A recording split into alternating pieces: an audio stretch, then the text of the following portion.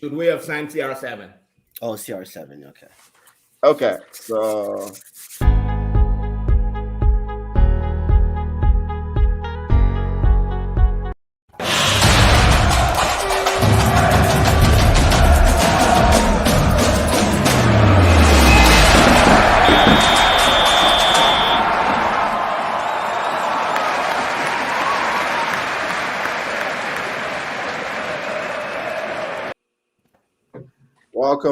welcome to the Manchester United therapy session. You can see some people's eyes already show that they need therapy.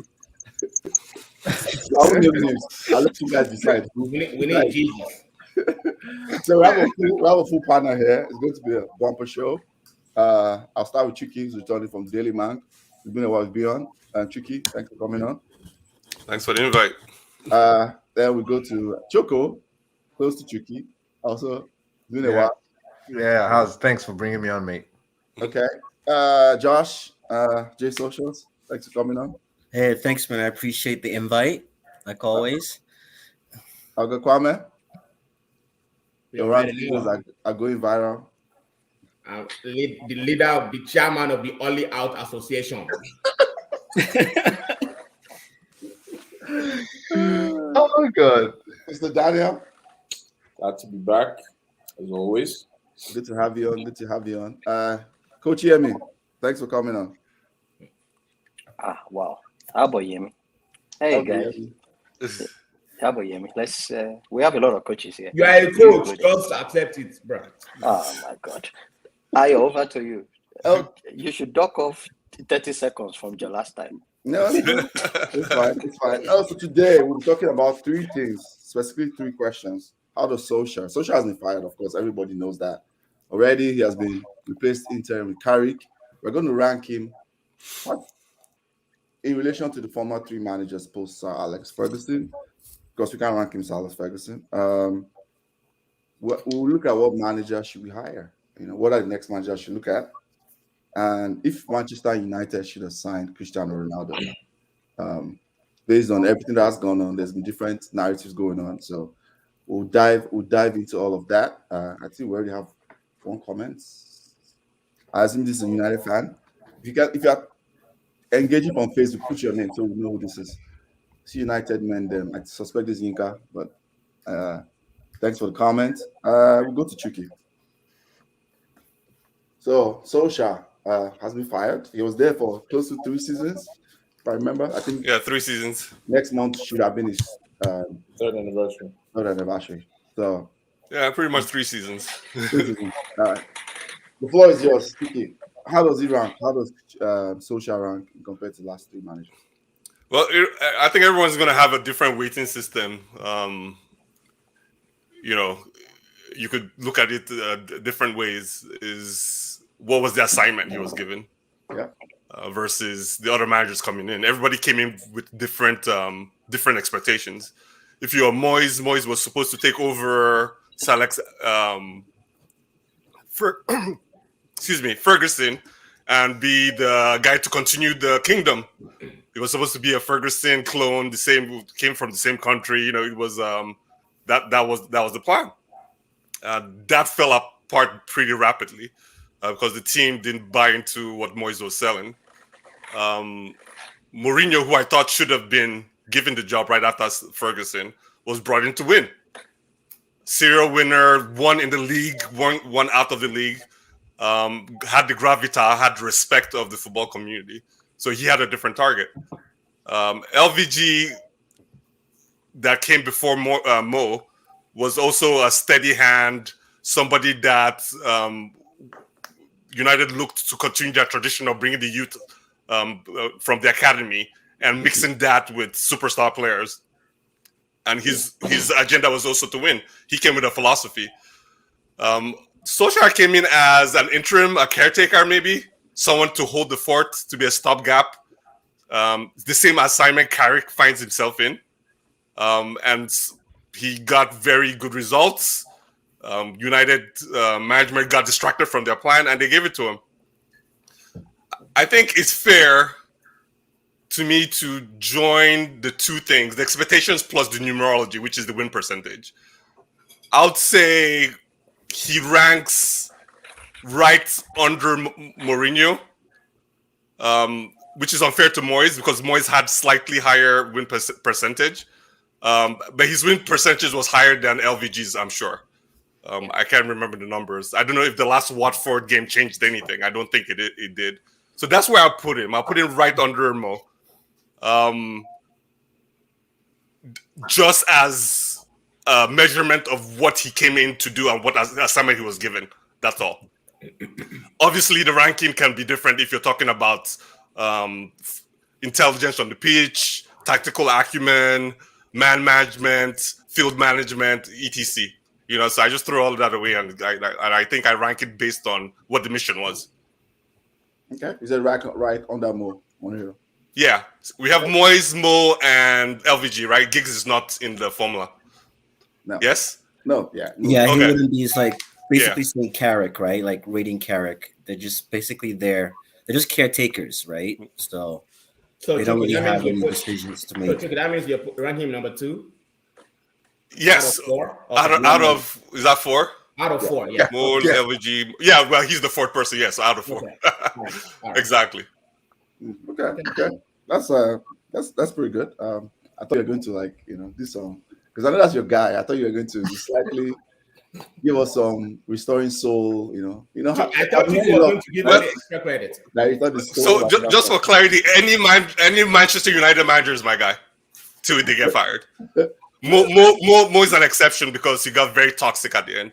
100%. Okay, we've got a top red over here, but it's all good. We love it.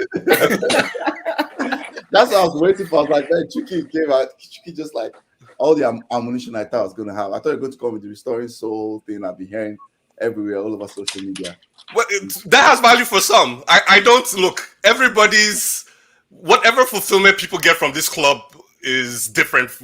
Depends on the person that's being the customer. If you're the customer, if you've bought into Disneyland, you like the nostalgia, you like the theater of dreams. You like all that, the iconic thing they sell. Yeah. That's up to you. If you were here for the football, Fergie, spoiled a lot of people. He ran rapid for like 24, 26 years. If that's your thing, that's your thing. I mean, everybody has a different reason why they support the club and what attracts them to the club. So I don't necessarily dock people points because of one thing or the other. As far as you live in the reality that Glazers are the owners of this club, we're good. Yeah. That's great points. Let's take comments. Soji says, "What's up, guys? Thanks for the comment." Soji, Ola says, "Well said. Distracted from the plan. Now it's him with no plan." Yeah. Mourinho's game percentage is the second highest in United history. Yeah, I think so. I think that's correct. Yeah, it would be. Yo, I'm watching. Wow. I mean, how would it be? Well. Joining, like, share, subscribe to our YouTube channel as you join. Let's go to Josh. Josh, what are your thoughts? I think I start doing solo layouts because of multiple on the screen. Yeah, I think Chucky kind of explained. I think you really explained it very well. I think with Ole, I think it's been a huge emotional roller coaster in the last 2.5 seasons that he's been here. We've had some great times with Ole. And we've had some really horrible times, especially this season. It's a hard one with Ole, but I do agree in terms of when he first came in, he lifted up the club. Obviously, we were in the rut with Mourinho, falling out with players. I think in terms of getting that morale back, he's got to be up there. Since Alex Ferguson is not part of the conversation, he's got to be up there as number one. In terms of rebuilding the team, it's hard to say if Ole actually built this team or if it was just a matter of the board just throwing money. And because it felt like, I don't know if you guys kind of felt it. It's like every time fans kind of had a rumor of who we wanted, Ole just went and got that player. And it's like, is Ole actually coming up with a plan of what he really wants? And I think that goes back to systems, right? Did he have a system in play where he could say, okay, this is my philosophy, this is my system, and this is the players that I want in that system to fit there versus, he's a man of the fans. And it seems like whatever we fans said, oh, Bruno Fernandez. He was like, oh yeah, let's go get Bruno. You know, so it's that whole dilemma, right? When you're trying to rate if he actually built the squad, or if it was just a matter of, you know, he had all this money to spend and he just kind of went for it. Whatever player was available at the time. The two positives, like I said, I will give to him is rebuilding, like not necessarily the club itself, but just that, you know, that essence of we are back again as Manchester United. It's not as chaotic as it was under Mourinho. And two, if I recall, he's the first manager since Fergie that has kind of kept us in the top four, bar his first season, which obviously you can't really judge him on that because Mourinho, he had a lot of catching up to do. But the other two seasons that he started from the beginning, he's kept us in top four. Whatever the factors were for why we finished top four, that's, you know, at the end of the day, Ole could only do the job that was at hand, which was keeping us top four. And we've seen more Champions League football under Ole, at least qualified for Champions League football under Ole. So with all that being said, and honestly, I'm sure we're going to talk about the interview that he had, his last interview. I had a little tear, but I was also happy at the same time that he was gone. I know United was trying to pull all emotional strings and make us feel like we made a mistake. But overall, I got to say, I will agree with Chucky that he ranked second. As much as I wanted Ole out, when we kind of look at the bigger picture, I think he ranked second under Mourinho just because of the fact that he did not win a single trophy. If he won a couple of trophies, then I think we would have said he's the most successful manager after Alex Ferguson. Okay. Nice, man. Just socials. You are very critical of social. You're just okay.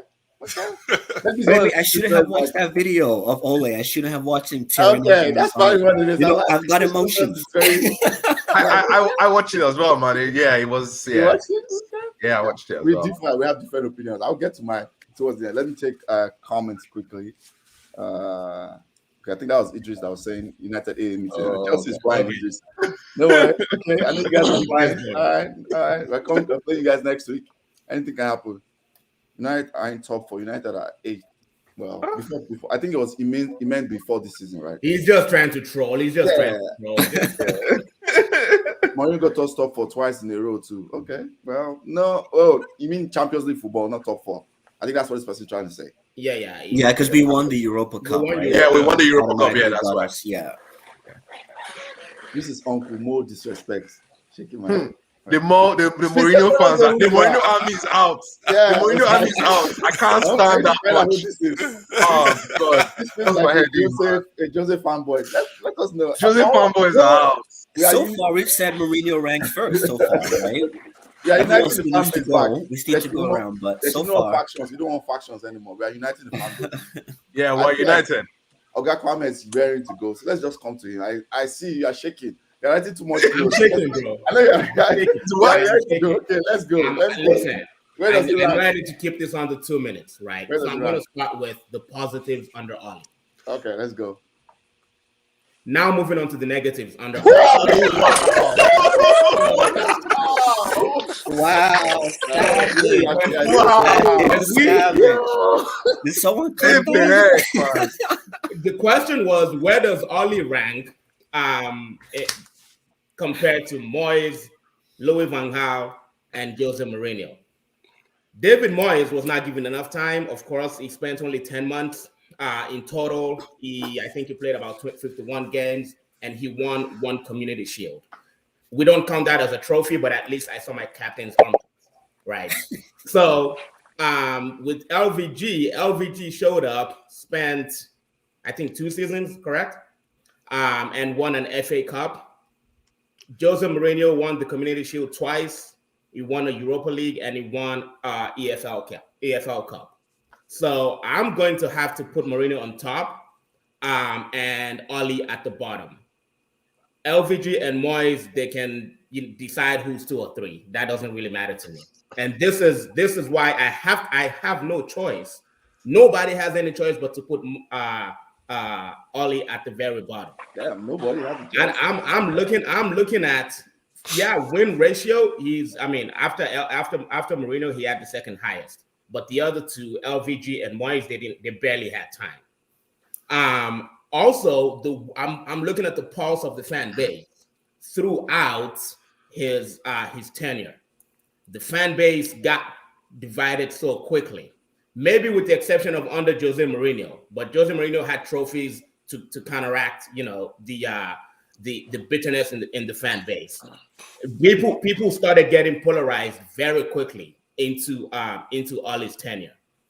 The amount of backing he had, both in terms of time given and resources invested, he had the most. He had way more than anybody else. So for him to end up with zero, not one time did I see my captain's armpit throughout the time Ollie was in charge. Not once. The only time I saw my captain's armpit was when Maguire was trying to call for an offside when he considered a goal that was clearly false. Right? When the ball was in the back of the net. Or probably when he was in Greece. When he was handcuffed. And when it was in Greece, beating up a police officer. Right. So you can't, Ollie has to rank last and nothing more. Okay, that's fair. The question, you see, it looks like your fans are already attacking the comments. I have to scroll to actually get to all the comments. So I'm going to run through the. Say, oh no, I think we've seen this one already. Yeah. I don't know who this is. Please let us know your name because it's just showing Facebook user. I do not know who this is. Positives. A lot of them says Watford for was always acting that should give you emotions, but should be disgust. No, I can see your point. New comments. Ogakwame, that was good. See, I think your fans. You have an army, Ogakwame army. They're already in the comments. Comment time. Okay. It's just people just saying hoodlum. Okay, let's move on comments. Daniel. Yeah, I agree with Ogakwame 100%. He's the worst manager post SAF. There's no trophies to show for it. He got the job, interim basis. Even during that time, the football wasn't necessarily good, but a lot of it was being, was fed through emotions, vibes, as we call it. And, obviously in the moment, like the night in Paris, you feel good, but, because you qualify, but then you go to the next round and you get absolutely smashed by Barcelona home and away. You watch that match, we didn't really necessarily play well even, but I mean, not to take away from that day.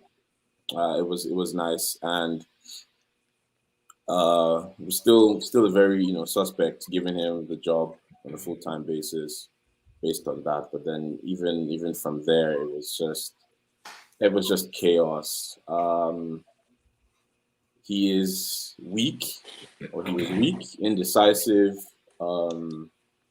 Tell like Jola said, he split the fan base, because it's one thing to say things during the press conference, give us hope, or we're going to see this player, we're going to see that player.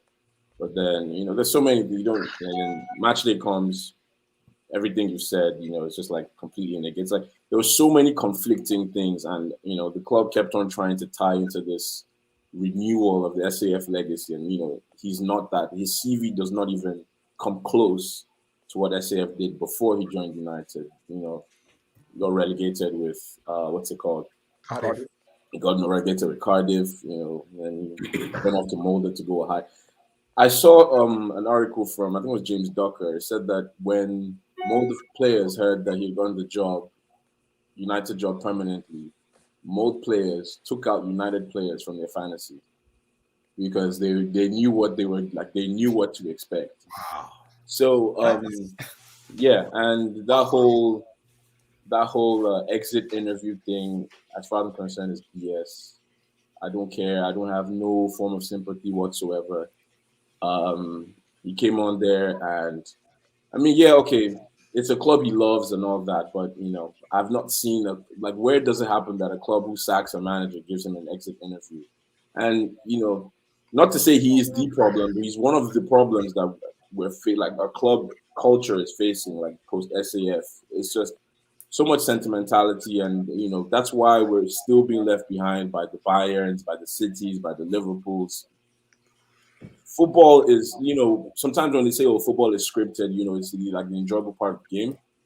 But ultimately, like, you have to work hard to get those dream moments. And this was a man who I did not see put in any, like, you can come on and say, oh, we're trying our best, but there was no effort whatsoever. It's the shock, when they say, oh, it was a difficult decision. It was not a difficult decision. It was one of the easiest things, to get rid of him.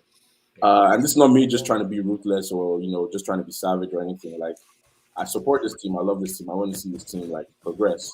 And, it was a lot of things, clouded. And, we talk about the luck and how these things are not sustainable. And, it was clear to see, you can't deny it was clear to see. And the fact that it had to come to this is sad. But yeah, he ranks, and I've gone on over the 2 minutes, but yeah, he ranks bottom for me. No doubt. Okay. Sorry, you do make a great point there. From everything you've kind of analyzed with Kwame as well, and I think that's what for me, when Ayo said that, I was very critical of Ole. I think that interview and just everything that's happened post his exit, it's like when you're in a relationship and someone breaks up with you. And all of a sudden, you only remember the positive moments of that relationship. And I think that's what's going on with a lot of United fans at the moment, is we're only just thinking about those positive moments. Like you said, the night in Paris, how many times would you come back from behind, you know what I mean, to win the game. And it's like, oh, United is back, Fergie time, all that stuff. But we fail to kind of forget how many games, how many, all season we're pulling our hair out. Yeah, on the fundamental, it was bad. Turning the TV off halftime, I think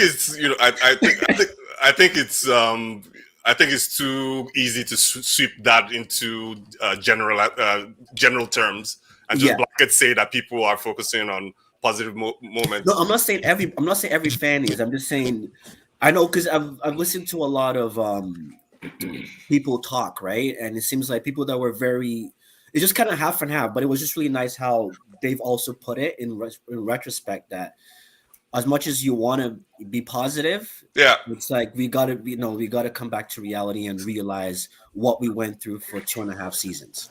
So that's exactly what I was trying to point to. Like, there's some things that I don't talk about emotions here because that's very subjective. I rather just think about the math. I can't remember LVG's record, but what's the highest in the league he ever finished? Fourth.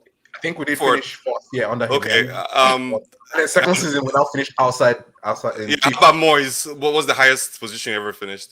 Moyes had just one season. I think he finished 7th. Well, they didn't let him finish the season. He didn't finish the season. Remember, Giggs. Well, okay, so Moyes is kind of abnormal, but even that, Jola was talking about win percentage is a ratio. It has nothing to do with time. It's like it's just a ratio of it's a ratio. Yeah, but the amount of time you stayed, it doesn't matter. Percentage is a percentage. As a matter of fact, Jola, that should count. That should work against him if you stay longer. Exactly. Time to play more games. Yeah.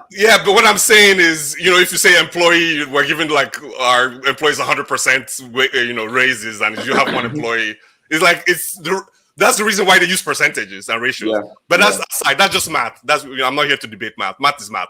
It's not something you debate. So there are different things you can look at, correct, and counterbalance with your emotional and the way you perceive something. Yeah, right. So you can do both. Yeah, that's why I made it like this, so that I don't force anybody into it. Yeah, exactly. Yeah. So let's take quick comments that we're going to. Okay. I know Yemi's very. I'm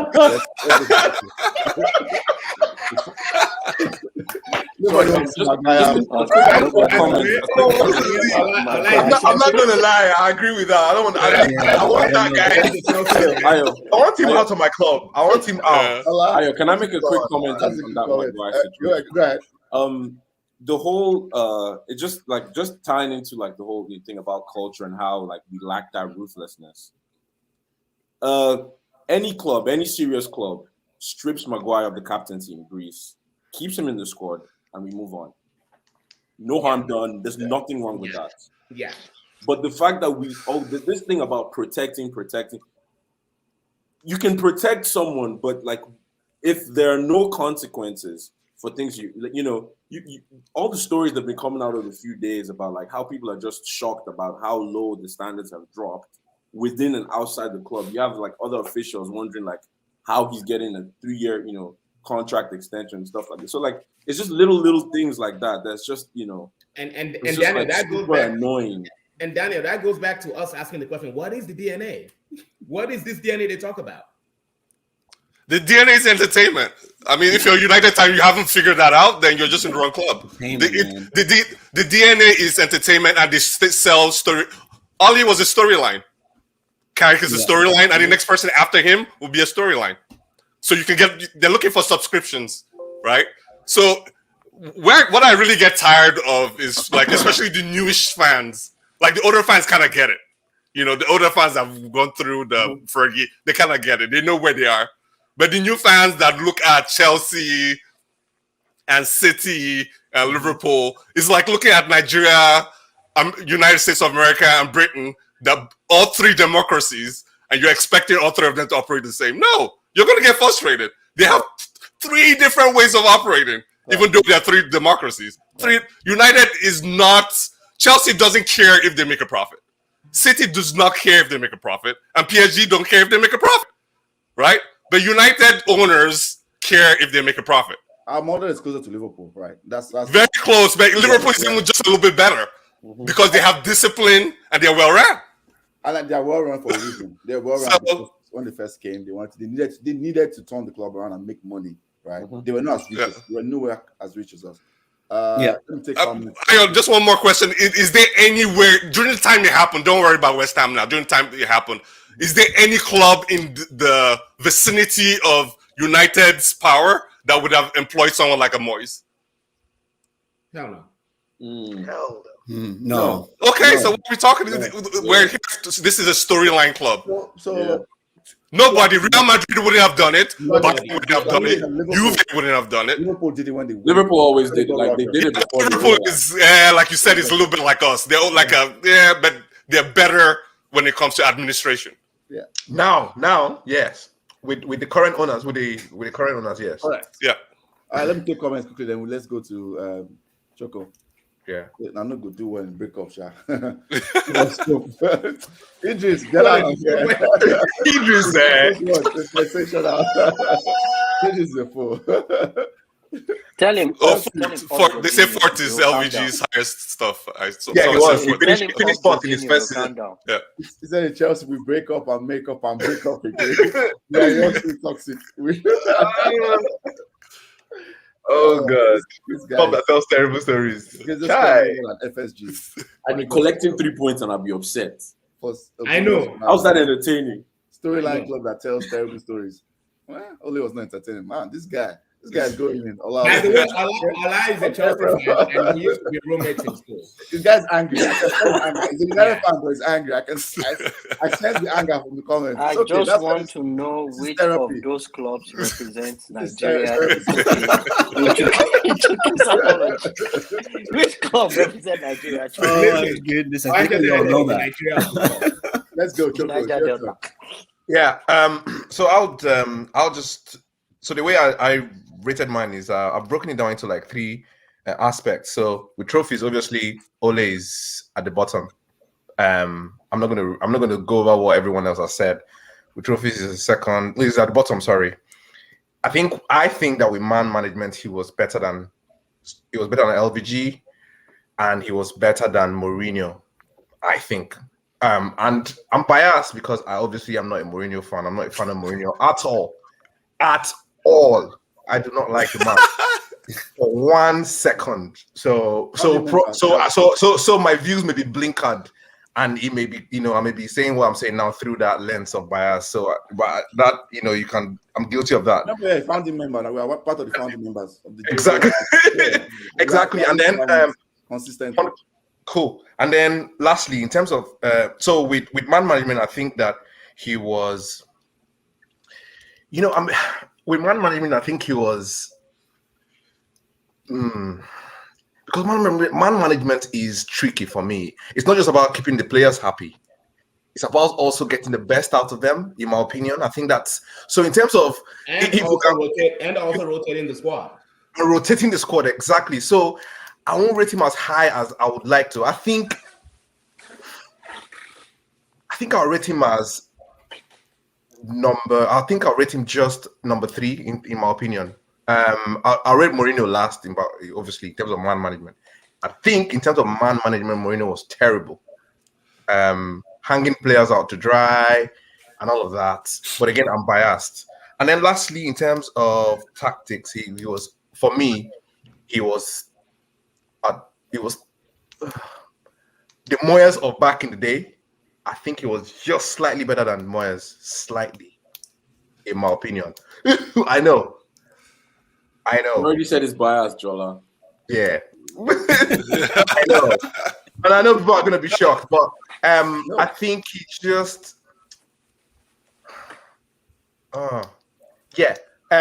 overall, I think I'll rate him just number 3, like at second to the bottom overall, because, and the reason why I'll say that is this, he definitely achieved better than Moyes, apart from the fact that Moyes won the Community Shield, and Moyes that's best trophy. That pretty much was given to him on the platter. That pretty much was given to him. That pretty much was given to him on the platter of gold, because he came. Don't forget, that was the championship team. That was the team that had just won the league. The players won that trophy. Playing against a team that had been relegated, by the way. Wigan got relegated that season, right? Didn't they? They had just been relegated. So it was a mismatch, to be honest. And so I feel that I discounted that, and that's why I rate him just slightly more than Moyes. But the Moyes of today, I cannot even rate him more than Moyes of today. The Moyes of United, yes, I rate him more than the Moyes of United, slightly more than the Moyes of United, but I definitely will not. I can't rate him more than LVG. Neither will I rate him more than Mourinho, even though I hate Mourinho, because Mourinho was our most successful manager. He got us the most trophies, most win ratio, and got us into Champions League football twice, just like Ole has as well. So on several points that we want to hail Ole for, Mourinho also hit those targets: Champions League football twice and won trophies for us. Ole didn't win them. So I know it's a bit long-winded the way I've gone at mine. No, it's a matrix. It's good. Yeah. It's good. It's a matrix. I just wanted to quickly talk in terms of what I was saying earlier on, right? In terms of when you're saying that Ole stayed longer and so his win ratio doesn't count. I disagree, because the more games you play, the trickier it becomes for your win ratio. In my opinion, the more games like control. There's a reason why Alex Ferguson doesn't have the kind of massive win ratio that the younger coaches have, because he's been here for a quarter of a century years plus. Yeah. So you can't. So I think that we will have to take a look at that again. That's what I was trying to say earlier on. And lastly, in terms of no, that's not part of the question. So that's where I'll leave it. I rate him 3rd. Choco, the last thing you said is I related to just the way people weigh the league, the tournament, because Jola is all about the trophies and like 100%. the length of the league, which is like 38 games versus like a tournament stuff, and like which one carries more weight, which one is harder to go conquer. And of course, it's a debate both ways. I'm not saying that one. No. Of course, you're right. But here's the thing: we got to the same final that Mourinho took us to. Yeah. And what did we do? We lost against the team we should be beating. Let's be honest. We should beat. All his grave was in dance. All his tombstone is in is it Gans, whatever. That place we lost. Yeah. That's what it is. Honestly, so yeah. I hope my ranting made a bit of sense, but that's kind of like it makes sense to me. That's kind of like where I'm coming from. Yeah. Let's it's time we go to Yemi, the coach. So let's get from the coaching. I know he's probably going to do tactics. Hey, let's get ready. My pen. My notebook. Okay, guys. Shut up, people. Shut up. Mine is quick. So I hope mine will be quick. I'm rating them in 3 categories: tactics, like my man said, man management, and resources on hand. Okay. Resources on hand. Resources on hand, or like resources first. what you have on your hands for you. To Okay. progress. Oh, okay. Resources in Yeah, terms of football or presently. money? In terms of In terms of the players footballers, player, and the money, players. Yeah. yeah, the players. Oh, So okay, so available. I'll break it down. Resources. My means of resources is what the players you have on hand, staff and everything you have on hand, and what you achieve with what you have. You have. So in terms of tactics, in terms of tactics, what we see on the field, in-game management, your tactical rhythm of the team when they play, what style of play, all those stuff goes into tactics.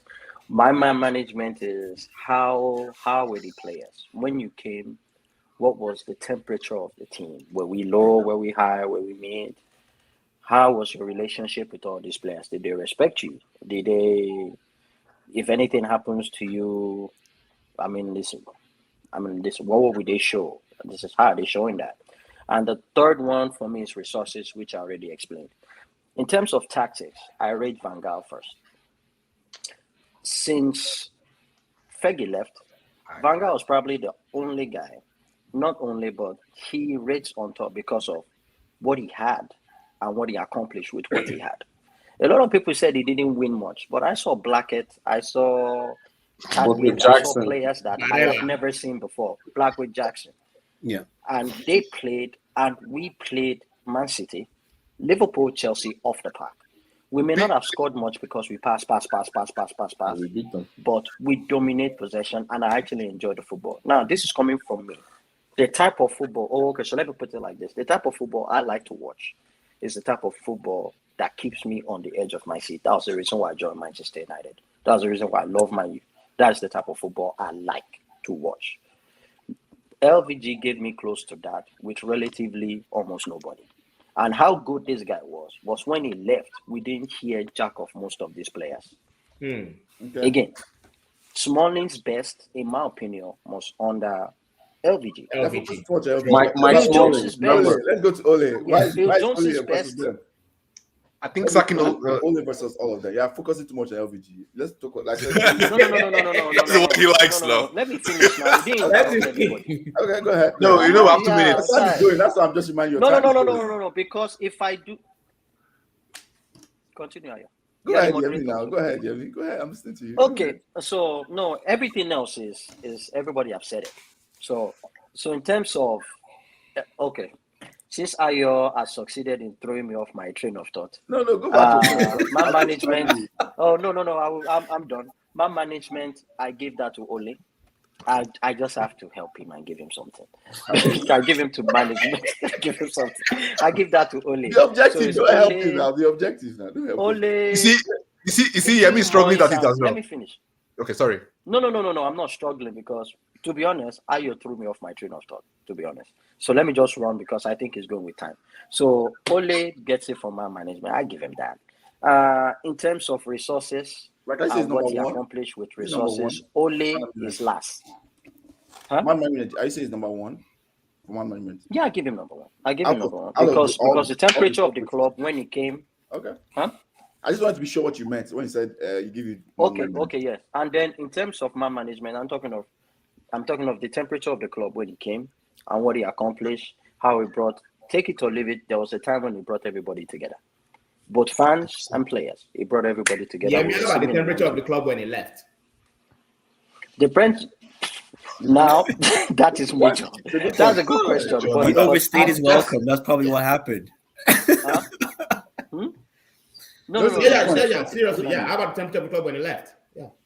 The temperature of the club when he left was bad, but I don't think it was as bad as Mourinho. Yeah, I think Mourinho we were on the floor. Okay. Yeah, Mourinho were on the floor. But I mean, based on what he did and where we were in the mud before Ole came. We were in the mud. And he brought us up. So at least for that, let me give him that. In terms of resources, he's dead last. In terms of tactics, he's dead last. Okay. I put Van Gaal in terms of resources and what he accomplished. In terms of tactics, I put Van Gaal up. I put Moyes likely. We can go to another conversation, but yeah. Over to you, did Van Gaal have better players when he? I think got fourth, I believe. I can't put them overall is going to be difficult for me Okay, because that's fine. I have to see them You have to for separate the different categories. facets. No, I'm talking. Yeah, I'm questioning the resources that Van Gaal had. I remember that. Yeah. You know, he's one of the first ones that started the Galactico nonsense. So yes, No, that was Mourinho, wasn't it? no. Van Gaal had his Galactico. I wrote a lot of articles on Van Gaal. I Who remember is this. Galactico? Who Yeah, is Galacticos? Who? Di Maria. Di Maria. Yeah, Di Maria and the rest of them. that's Oh Di yeah, Maria. Memphis. Yeah, he had Yeah. Falcao. Falcao was injured. Falcao, Memphis. Yeah. So he came in with the Hold on. Galactico. Even Let's- so, what I'm let's asking, take let me it just one ask by the one. question. Let me just ask the question. Given the resources Van Gaal had, Okay. can you make it make sense when you come to where he finished with the resources he had? I remember he I still can had the help you old with people that. in there, the winners. He had winners on that team. Rooney was still But there. you had the okay. So the Can Van we- Gaal can thing, we- the Van Gaal thing was different. Van Gaal did not have that many players like you say that he did. Memphis was still very young. He was just he was like a Sancho, but not as good as Sancho. Nowhere close as good as Sancho. Martial was just coming Memphis out of was the hottest winger in the market, period. When at he the got time, to yeah, but Memphis. which is relatively like from the Okay. Dutch league to Okay. the English league is. So let me that's- say that's something. levels. So let me say something. also to that. from I Dutch think- league. Sure. I think when the question was directed to me, right? That was, Yes, Yeah, Yemi, yeah, go sorry, ahead. go ahead. Yeah. Okay. So this is my answer to that. We had Di Maria that didn't want to be here. That was Okay. already done. We had Falcao that was injured. That was coming from a major injury. Throughout the time he was here, he was actually mostly injured. Who else again? Schweinsteiger. Did he come under? No, Schweinsteiger Schweinsteiger was the and- end. It was like the Schweinsteiger. last season at the end of his. Yeah, Huh? Did he come under Van Gaal? Yeah, I think he Yeah, came he under did. Van He Gaal, brought but it him was like at Yes. the end of the We got season, like Schneiderlin. January We of the got last Schneiderlin. season, I think. Did we get Schneiderlin under Van Gaal too? yes, we Yeah. did. Yeah, We got Schneiderlin under him. No, we did, Schneiderlin but it was no, very hold on, like hold on. little window. Hold on. Okay. So now I'm calling out all these players that we actually got. Yeah, But of those ones, Schweinsteiger was at the tail of his career. He was dead injured. The reason why we got him from Bayern was due to injuries. So we got him there so that Okay. he had experience. He came to the league. Yeah, that Schneiderlin was somebody that was a little bit of a disappointment. And he actually said that he should have stayed and fight for his place. Di Maria did not want to be here. That was true. Falcao yeah, but you got him though. here. This Yeah, was he the blamed players. him. Let me finish now. You asked the question. Let me finish. Okay, yeah, go This ahead. was Sorry. who Van Gaal had to work with. Van Gaal had to work with Memphis Depay, who is 19, 20.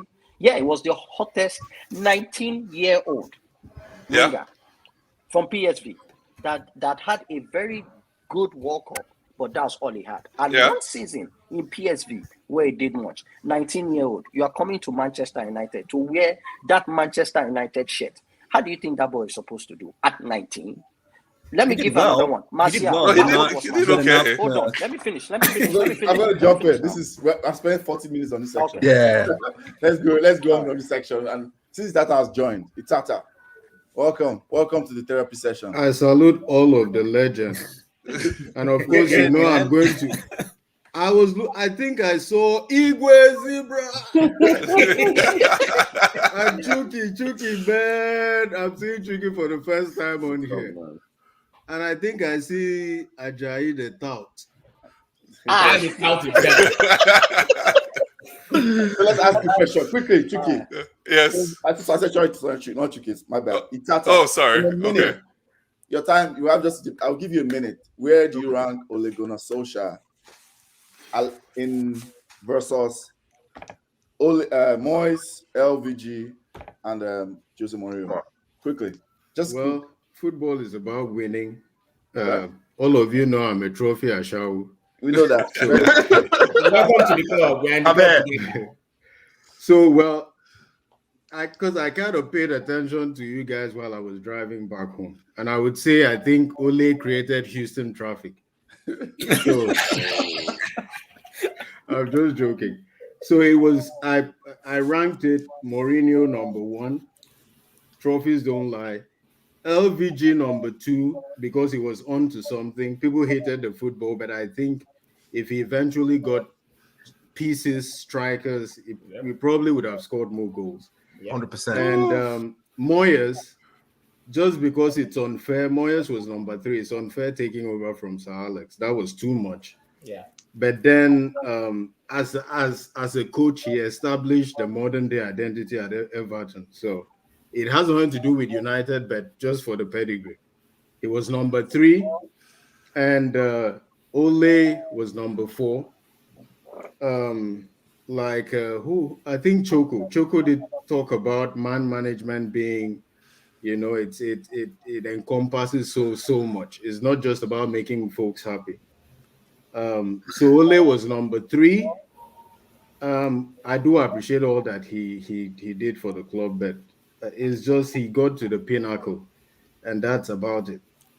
And Giggs was the last. I rated Giggs the last. Oh, Giggs is not there now. Well, he didn't know. I realized I didn't list. I just said post Alex when I put the question. Okay. Well, Giggs was the last for me. Yeah, Giggs is last. I agree with that. The only thing I remember about Giggs is he had a good, nice looking suit and he was doing sign language. 2 wins and 2 draws, wasn't it? It was 2 wins and 2 draws. 2 wins and 2 draws. Yeah. No, I think we lost one. Yeah, I think No. Yeah, you're right. We lost one, Sunderland or something like that. We lost. That's 4 games, wasn't it? Then we go to the next section. Let me take comments quickly. Yinka says LVG Mo Ole Moyes. It looks like that's the general consensus with the panel. I think that's what most people have chosen. I think so far. I like Chico's disclaimer before he throws the baby out to the bathwater. Mourinho was just an enigma. Yeah. Ole dragged you from the mud through the kitchen and into the toilet. Please leave me the mud. Wow, this guy's great comment. Allah is just leave me in the mud, man. Don't drag me to the kitchen.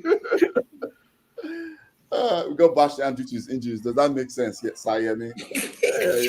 No, it does though, because what he means by German players don't leave Bayern Munich, except as the reason exactly. You don't leave Munich, you leave to MLS. Goal to United was because of his injury woes, which you probably did not really know about at the time. Did Toni Kroos leave, or he didn't play? He didn't play Bayern Munich. No, Toni Kroos left to Real Madrid, but that was different. Though. That was Real Madrid, with Ronaldo. I can answer. You don't say no to the BBC. That's different. Okay, hold on. Hold on, guys. Coach wants to answer. I beg, let them. Toni Kroos left. Toni Kroos left, man. We are all talking. But he's one of the few German players that ever leave Munich. You know what I mean? Yeah. Go ahead. Okay, so Toni Kroos left simply because Pep told him he didn't fit into his style of play, period. So he still had more, but that was the reason why, because he was just warming the bench. Pretty much the same. Pep was using Lam in place of Toni Kroos, which was justified because Lam too was at some point in time regarded as one of the best all-round IQ players that the game has seen. So yeah, that was the reason why Kroos left. And didn't LVG cancel that Toni Kroos deal? No, I think that was Giggs. I think was it Kroos or Alcantara? That was Moyes. Alcantara was Moyes. Yeah, that was Moyes. Moyes finalized the Kroos deal before he left. And when Van Gaal came in, he was like, "Nah, we don't want Kroos." Oh, true. That was a rumor. That's a rumor. That was false. I doubt. Why would he want? Why would he want him? I mean, that part of Van Gaal council. That's false. You know, he came out later. Okay, all right. He came out. Okay. So very quickly, I'll say mine. I think, of course, I agree with everybody. I think most people, I think Mourinho was our best manager. He won trophies. He had 82 points. I remember he had the highest points total out of all the managers we had. Finished second. Finish second. Yeah, just like we go back to back Champions League football. He left us in a very bad situation, very toxic situation.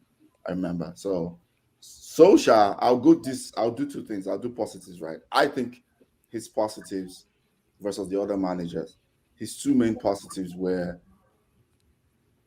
the fact that he came, he reconnected the club. We're in the mud. We're seriously in the mud. We're in a toxic situation, and he stabilized it, and he was able to kind of put the club and restore it to give it that kind of a reminder of the Manchester United way, our traditions.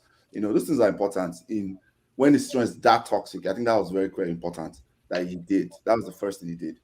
Recruitment also, I would say he realized quickly up until his final season that football is a young man's game, right?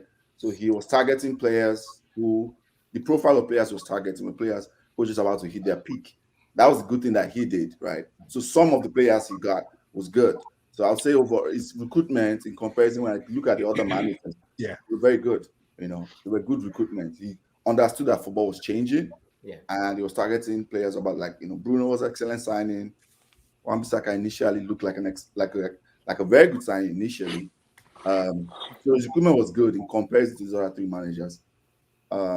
Tactically, I would say that's where I think Chucky dropped off.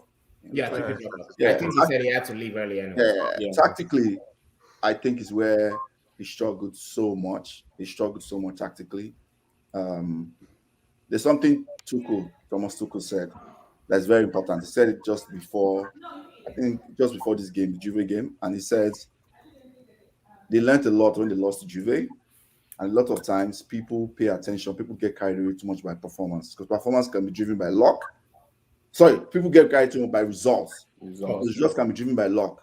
But the performances that they learned from that Juve game has improved, and that's what he pays attention to a lot. And I think that's where a lot of people got carried away with Solskjaer, right? Because I kept watching the game, kept just looking at there's something wrong here. There's something wrong, even when we're winning games. So tactically, I think Solskjaer was very, very limited. Very, very limited. And he was disabled, tactically. He was completely disabled. It was very, very limited. And that is what puts him down. I would have put him second behind Mourinho, but tactically, with the resources he was able to get, the type of players he was able to get, he should have done way better than he did. So that's why I put him third. So that's why I rank him. I rank him third because of that. To just make it simple. Solskjaer third. So you rank him higher than Moyes? I do. I said, and I'll say why. I rank him higher than Moyes because Moyes inherited a champion team, a team that just won the Premier League. Right now, I understand that team won their last legs. I get that, but they were not on their last legs to have come seventh. That's my opinion. He should have been able, if he did not become tactically stubborn. I can use the word because I think that's what happened. Yeah. He should have gotten that into like fourth position, at least fourth or third, not seventh. Okay. Not seventh. I have a controversial view quickly. I feel that if Ole had come in, he wouldn't have made the mistake that Moyes made by sacking the whole of the backroom staff and all of that. That's true. That's I think he would have probably worked out in his favor more. But yeah. Okay. That is not controversial. That's not controversial. That's even me. I almost want to agree with that. So it's not. Yeah. So let's move on to the next session. This one, I'll let Coach Yemi start with this one. Who do you think should be our next manager? Jesus. And I say you can do it, I think, both ways. You can look at interim and full time. Or you can just do full time, just for time's sake, right? Who do you think should be our best manager and why? Full time. Yes, Yemi, let's go. Full time for me will be. So do we have to give one or can we give two? If we can. Wait, sir, what was the question? Who was our? Who do you want to be the next manager? Okay, sorry. Mine depends on two things. One of them I know is probably not going to happen. If we're going to get a director of football, which I feel is not going to happen, I'm leaning towards Ten Hag, but I'm okay. So now let's talk about. Also, this is me. I'm going to break it into the ones that Manchester United are looking at, the ones that Manchester United are not looking at. The ones that Manchester United are looking at, we heard they are looking at. Yeah. We have Pochettino, we have Ten Hag. Yeah. We've heard of Zidane. Zidane is not going to come. Right. Of the three, if I'm going to pick one, because I love a project, I would take Ten Hag. Because that's the only reason why I'll take Ten Hag, because I want a project. Because knowing the person that is going to come right now, one thing that our board is good at is they are good at backing their guys, the guys they pick. Ole Gunnar Solskjaer is one of them. They backed him to the T. Yeah. So they don't have any problem spending money. And then if Ole was smart, this was his dynasty was supposed to build, because most of the time they let you run your thing, unless when things go bad and it goes bad. So, but if not for that, if it's just for somebody to come and kickstart with this team and keep going and pick up Pochettino. Now, if it's people away from all these people, like people that for me that I will want Ragnick in as interim coach, then either one of Ten Hag, Pochettino, or Luis Enrique. That's it. Okay. Good point. Let me take this comments I missed. It just says, as a Chelsea fan, I really want to understand how he was the most successful. They say you're in the mud. Please help me out. That's a good question. It is a good question, actually. That's a very good question. We say we're in the mud, but we say Mourinho was most successful. I guess if you answer your question, let me answer for the panel quickly so we don't waste time. We are saying he won the most trophies, the highest league points ever. Got back-to-back Champions League. Man, what else can we say? It's I guess when you think about it, almost every manager, right, when they get fired, they leave your team in the mud, right? I mean, Mourinho left them. What, 17? Mourinho left Chelsea in the mud. 17. They were in the relegation zone. Yeah. When You get he leaves everything in the mud, mate. He leaves everything. AS Roma's on the way to the mud right now too. It's a mud mate. It's still your, Everyone in the mud. What are you guys on about? it's still your most successful manager. What's that? United Garden, low key fans. Yeah. Yes, they are. What's the word? Hated. Always been. Hated. Lord, Hated. Hated. Never ignored. We all want Ten Hag, I'm sure. You see that some of us don't want Ten Hag. Not everyone. Brandon, you see that some of us don't want.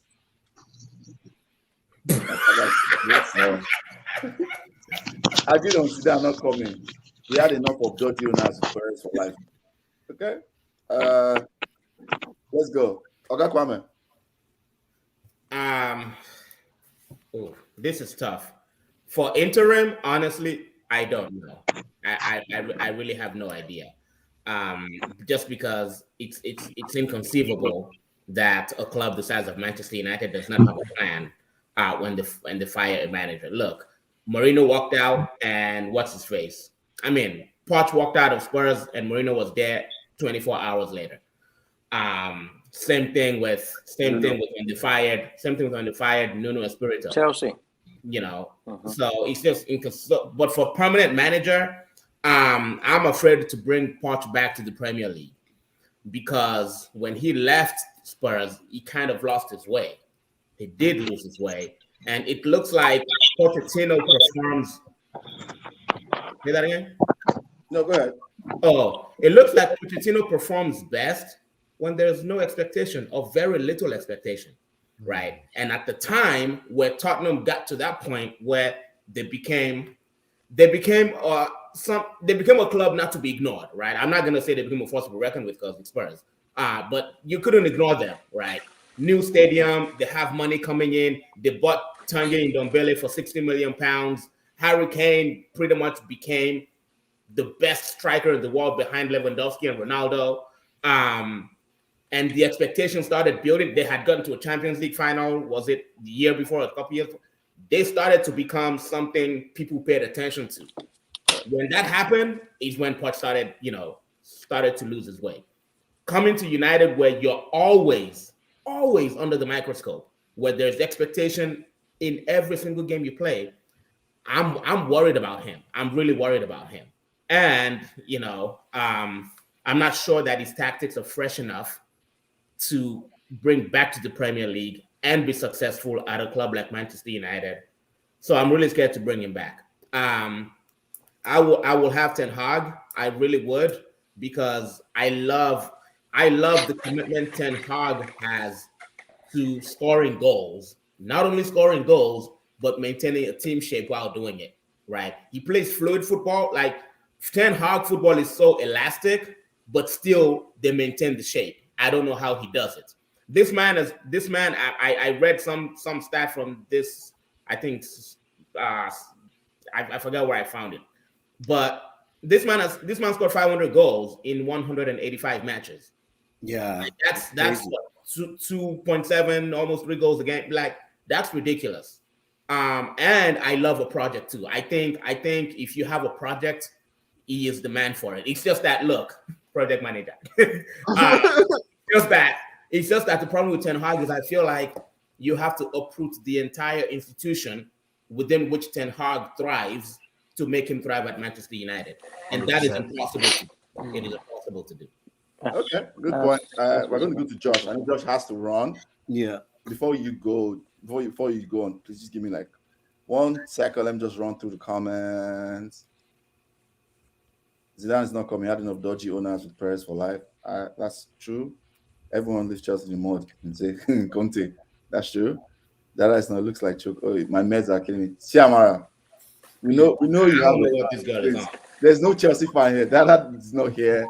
There's Idris is not here. Please, this is just United fans. Stay Maybe up. she's got what I have because right now my sight's a little blurry. So Now I'm scared of getting poached. Good point. That comment. All right, Mr. AY. Mr. AY. Let's- Mr. AY. I mean, like when everybody is done, can I say something based on this topic? Just 1 minute about addressing one thing or two things. That's when everybody's done, of course. Oh, you're going to talk. You're going to. Oh, since you're already gone. Have you gone already? No. Based on the same topic, if you mind. Yeah, you Based on the can. same Yeah. topic. Oh yeah, you. I mean, That's when everybody's done. When Yeah, everybody's no done. problem. No Yeah. problem. We'll come back to you. Just show us. Let's go, Josh. yeah, okay. So I'm gonna be really quick on this. I'm equality in the sense of it's hard with the interim manager because you're kind of like who is available that can, change something short term. It's very hard, but in terms of obviously we know Zidane might not be coming. Zidane was my number one choice just because the state of our team is in a state whereby we can squeeze out 2 seasons from this group of players, whereby we can try to win something. And I believe Zidane is the right person for that, just based on the team that he coached at Real Madrid. The egos that are there. He already knows Ronaldo's strengths, Varane's strengths. He's Pogba's idol. There is so many avenues. So many positives I think Zidane could bring to this team. And that's pretty much the spine of the team. Sorry? And that's pretty much, you're mentioning the spine of the team. The spine of the team, yeah. And I think he can work with that midfield. Like he worked with what are their names? Like the guy from Otil and who are kind of very similar to who we have in terms of like Van de Beek and stuff like that. So, and I think he can also get the best out of Bruno, right? He's attacking. So I think Zidane will be good. And second of all, too, he's a short-term manager. He's a manager that doesn't like to stay too long. He seems to just kind of, do his magic, leave for a little bit, then come back. So that 18-month spell could be very perfect for Zidane. And then after that, I think by then, Ten Hag's project at Ajax will come to an end. And then we can kind of transition him because at that point in time, we'll have a lot of players that are basically at the verge of retirement or kind of past their best and need to move on. And that's when we can start doing that rebuild. But we know Zidane is not coming. Ten Hag, I just feel I'm kind of worried with Ten Hag as well, like you said, just because he hasn't really coached. He needs to bring, like you said, he needs to bring his ecosystem to United, which is going to take a long time for us to start seeing, the impact of what he's doing. I think he would do a great job, but I feel that's going to be another project, which projects are fine, but this team doesn't need a project. This team needs a win. We need to win something. You know what I mean? Ronaldo's not going to be sitting down here and talking about projects. If you want to keep Pogba, we can't be talking about projects. We need a game plan to win, or at least be almost there, the finish line to win. You know what I mean? So that's why Zidane, we know he's not coming because his wife doesn't like Manchester and blah, blah, blah. I just feel like that's just the team is just not – the team is just we're past that project stage. Yeah. And so that's why I think for the time being, I think Poch is our only guy. He likes the club. I think he still plays good football. PSG is hard to judge. I know everyone is saying, oh, look at what he's doing at PSG. What did Tuchel really do at PSG? You know what I mean? Like Tuchel wasn't playing the football that he's playing with Chelsea at PSG. I think PSG is just a team that any manager that's going to go there will struggle. So I don't want to be too harsh on Poch. So that's why I think Poch would be a good fit for the group of players that we have. I think he will also encourage the younger players to come in. So that's kind of like my take with the whole thing. And I was actually thinking about that. If Ten Hag came in, I think Bruno will become the new Van de Beek, because Van de Beek already knows the Ajax system. He already knows that system really well. I was just thinking about it in my head. I was like, man, Bruno might become the new Van de Beek if Ten Hag came in, because he needs someone who can hold the ball and play, right? So, yeah, that could be dangerous. Okay. But overall, that's my take. I would say right now, Poch, just based on the options that we do have. Radnik, I think you guys had mentioned. I just feel that that's just too perfect. That whole like have him as interim manager and then sport, that just seems too perfect. I don't know. It doesn't seem like something that we can pull off. Yeah, absolutely right. You do know your club, don't you? You know, we have the almighty Fletcher. We have the almighty Fletcher and Modo. I mean, come on. I know soccer is scripted, but that's just way too scripted. It's like asking your Nigerian mom for fast food. It's right there home. Anyways, guys, sorry, I gotta go. Yeah. I really appreciate the opportunity, and I hope to be on very soon as well. All right, Josh. What's up, bro? That's right, Josh. All right, guys, take care. Let me take comments, and Tiki, you can go after this. I know you have time bound too. Yinka says painful Zidane is not coming. He changed the toxic that Benitez left at Real. That's true. That's very true. Forget that. That's very true. I tell you, Zidane had a fully functional midfield. Cruz, Casemiro were top before Zidane. I don't know if we do as well. That's good points. Those are my. That's true. These are my concerns. That's Fred is no Cruz, Casemiro, full stop. I'm feeling but yeah, Brandon, that's true. We missed the Conte boss. Now, wow, who caused next time? Yeah, I said it. I was screaming it then. Honestly, they said they'll get him a new wife. Yeah, we'll get him a new wife. Ten Hag doesn't have the experience. Tudenshaw set us back. Going forward, you have to build his own team. Last now, Portugal. I mean, beggars can be choosers. Yeah, Ten Hag is too much. Is much too capable and technical to allow him to ignore Bruno's talent. Bruno would function as a high person attacker in the 4-1-4. Then, Brandon, are you a coach? Let us know. Show us your badges. Yeah. Very good point. Very good point. Chucky, time for you to go. Who would you take as a manager now if it was you?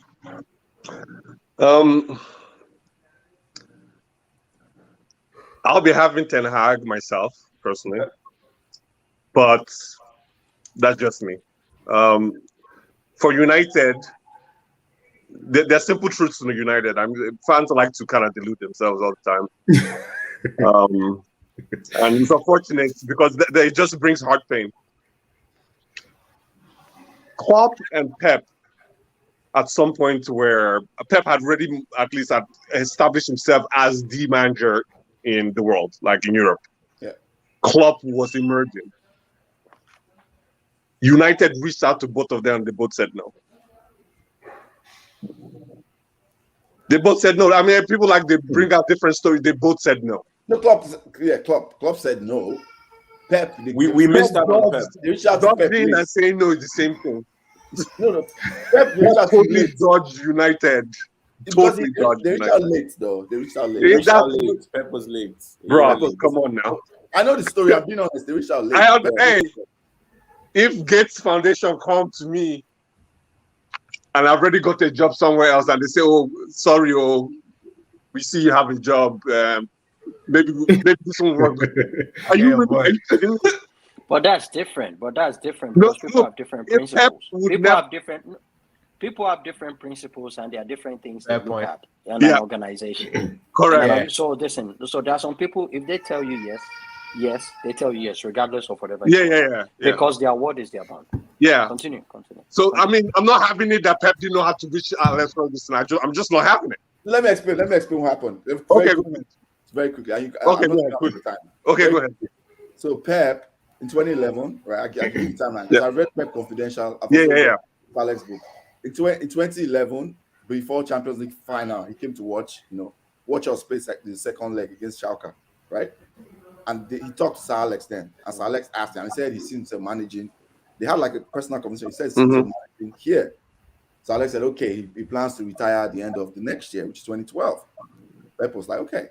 Good. And that's when Pep left Barcelona.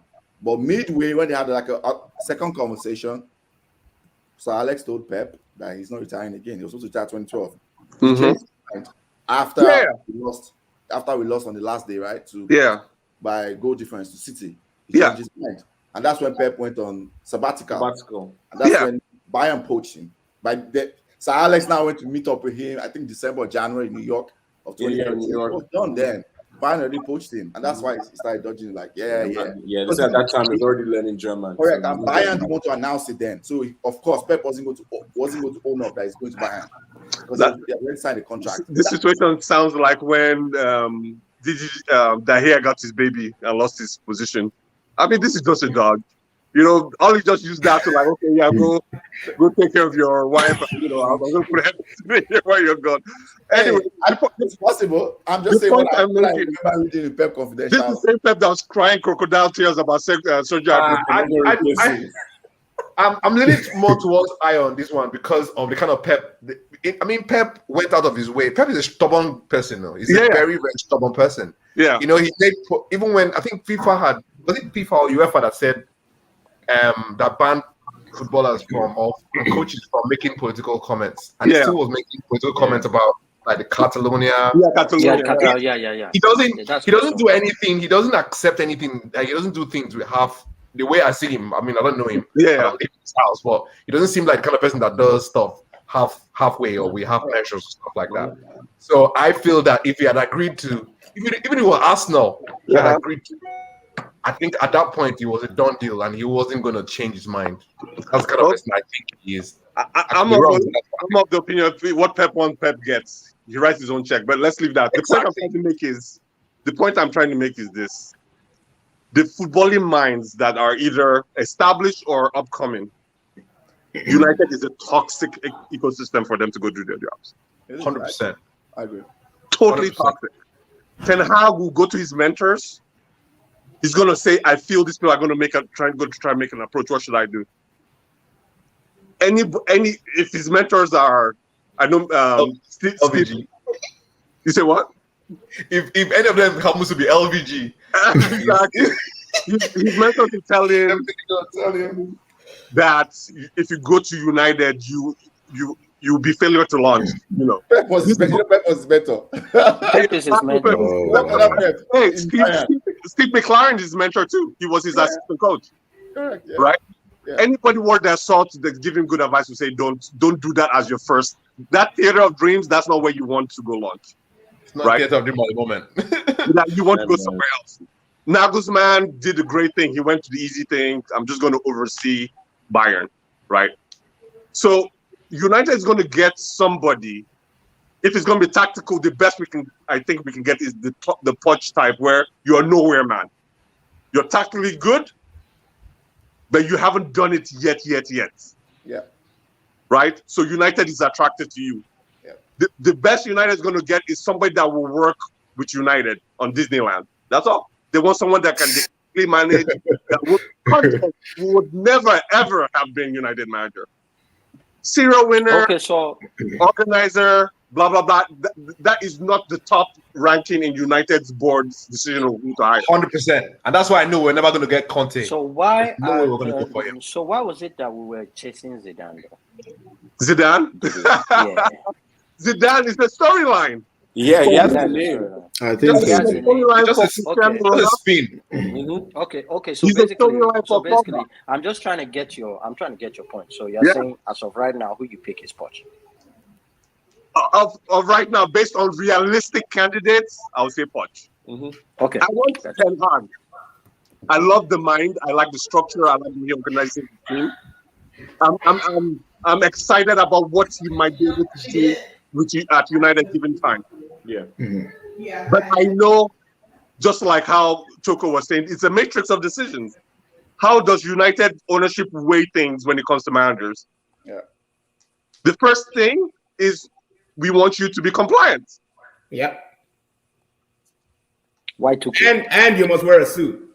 Yeah, we want you to be compliant. We want you to be storyline. We want you to be a company man. Well, more not just company man, is we want you to fit the story we're selling. You must bow to the institution. Exactly. So Poch will do that. Poch can, and we get some tactics with that. I'm good. With Ole, we didn't get tactics, which I didn't care. right? You get coaches to do that for you, and he failed there. Okay. 100%. I agree with that. No questions with that. Let me take quick comments, then we'll go to Daniel, if everybody's okay with that. Bolu says, have faith in God. Please. Stop it. Yeah, no more Enemies. Bolu is a United fan. I'm not doing that again, please. No. Everybody in that backroom staff just needs to go. I think Scholes said it. Guys, Bolu said, give us case. But please don't never say that again. What? Bolu wants his father back. Scholes said it best tonight. I remember that. It's so fucking hard. Yeah. What did he say? Jay Scholes, I can't believe. Scholes. Yeah, he said that. He said that. That Carrick should have left as well. That he should have resigned. He said he should go and sit down. I beg. He should go and sit down. I don't know if there are any fans of The Wire. When this Ole was doing rubbish, he didn't say anything. Now. That's true. He was blaming the players. So now in that comment, listen to the No, comment. Scholes gave us somewhere. Scholes gave us in dealing with pressure. Him, Gary Neville, all of them, they should go and pack themselves. Gary Neville. I think it's more Gary Neville than Scholes, to be fair. I think Scholes was a little bit more. Yeah. Scholes, brother, they are all the same, from the same mud, the same pot. 1 second, let me get. Let's not debate. Let me get comments. Conte is a double edge. United's decision, guys. You might not like decision. Ten Hag will have to learn what Tuchel has learned over time. Tricky, that's what most clubs want. Only upcoming clubs want a disruptor. Bayern and Madrid will always take a coach who complies. Point. Whoever you are, put your name in the comments. No, so let's talk about that comment. That comment is true, but what we're saying is that we now have the setup at United that isn't as clued up as Bayern. So the culture you're buying to at Bayern and Madrid are competent footballing men. Thank you. Yeah. The culture you're buying down to at United that are used to winning. Accountants. Correct. Basically, just a bunch of accountants and bankers, bro. Simple answer. Bayern Munich, that they actually send you to like school to learn this stuff. Correct. Yeah. They're not sending nobody to no school. So, for example, when Poch went to Spurs, he was the disruptor because he brought pressing to a team that had a reputation of being soft. Let me put it that way. There's no other way to put it. Correct. Right? A soft touch. Yeah, that's true. So he totally disrupted their culture. He's one of the first person that started pressing football. That's true. That's true. Right. It started in Southampton. Yeah. That's true. Brandon says footballing success likely versus negative profit margin impact is all I imagine they account for. Yeah, that's right, mate. Go fight you. Laughing out, you all got it out for the class of 92. Yeah, man. They've been running their mouths, man. Leave us alone, man. Leave us alone. About those guys, man. I'm sick of those guys. Every single one of them. Just leave us alone, man. Even Sir Alex, leave us alone, man. Go enjoy your retirement. Go work for FIFA or something. Leave us alone. You can't be like Wenger. Go be like Wenger doesn't talk about us. I agree with Daniel. Alex needs to go to like a nursing home or something. I don't know. There's who said no. Don't come to Manchester. Daniel, okay, let's go. Yeah, there's a line from The Wire that says, moderator. You need to address that joke, that your last comment to and say honestly, it doesn't represent the views. You should be fine for that. It doesn't represent the views of this. That doesn't represent that's a Funke moment, man. That's a Funke moment. Just quickly on Class of 92 and all their involvement.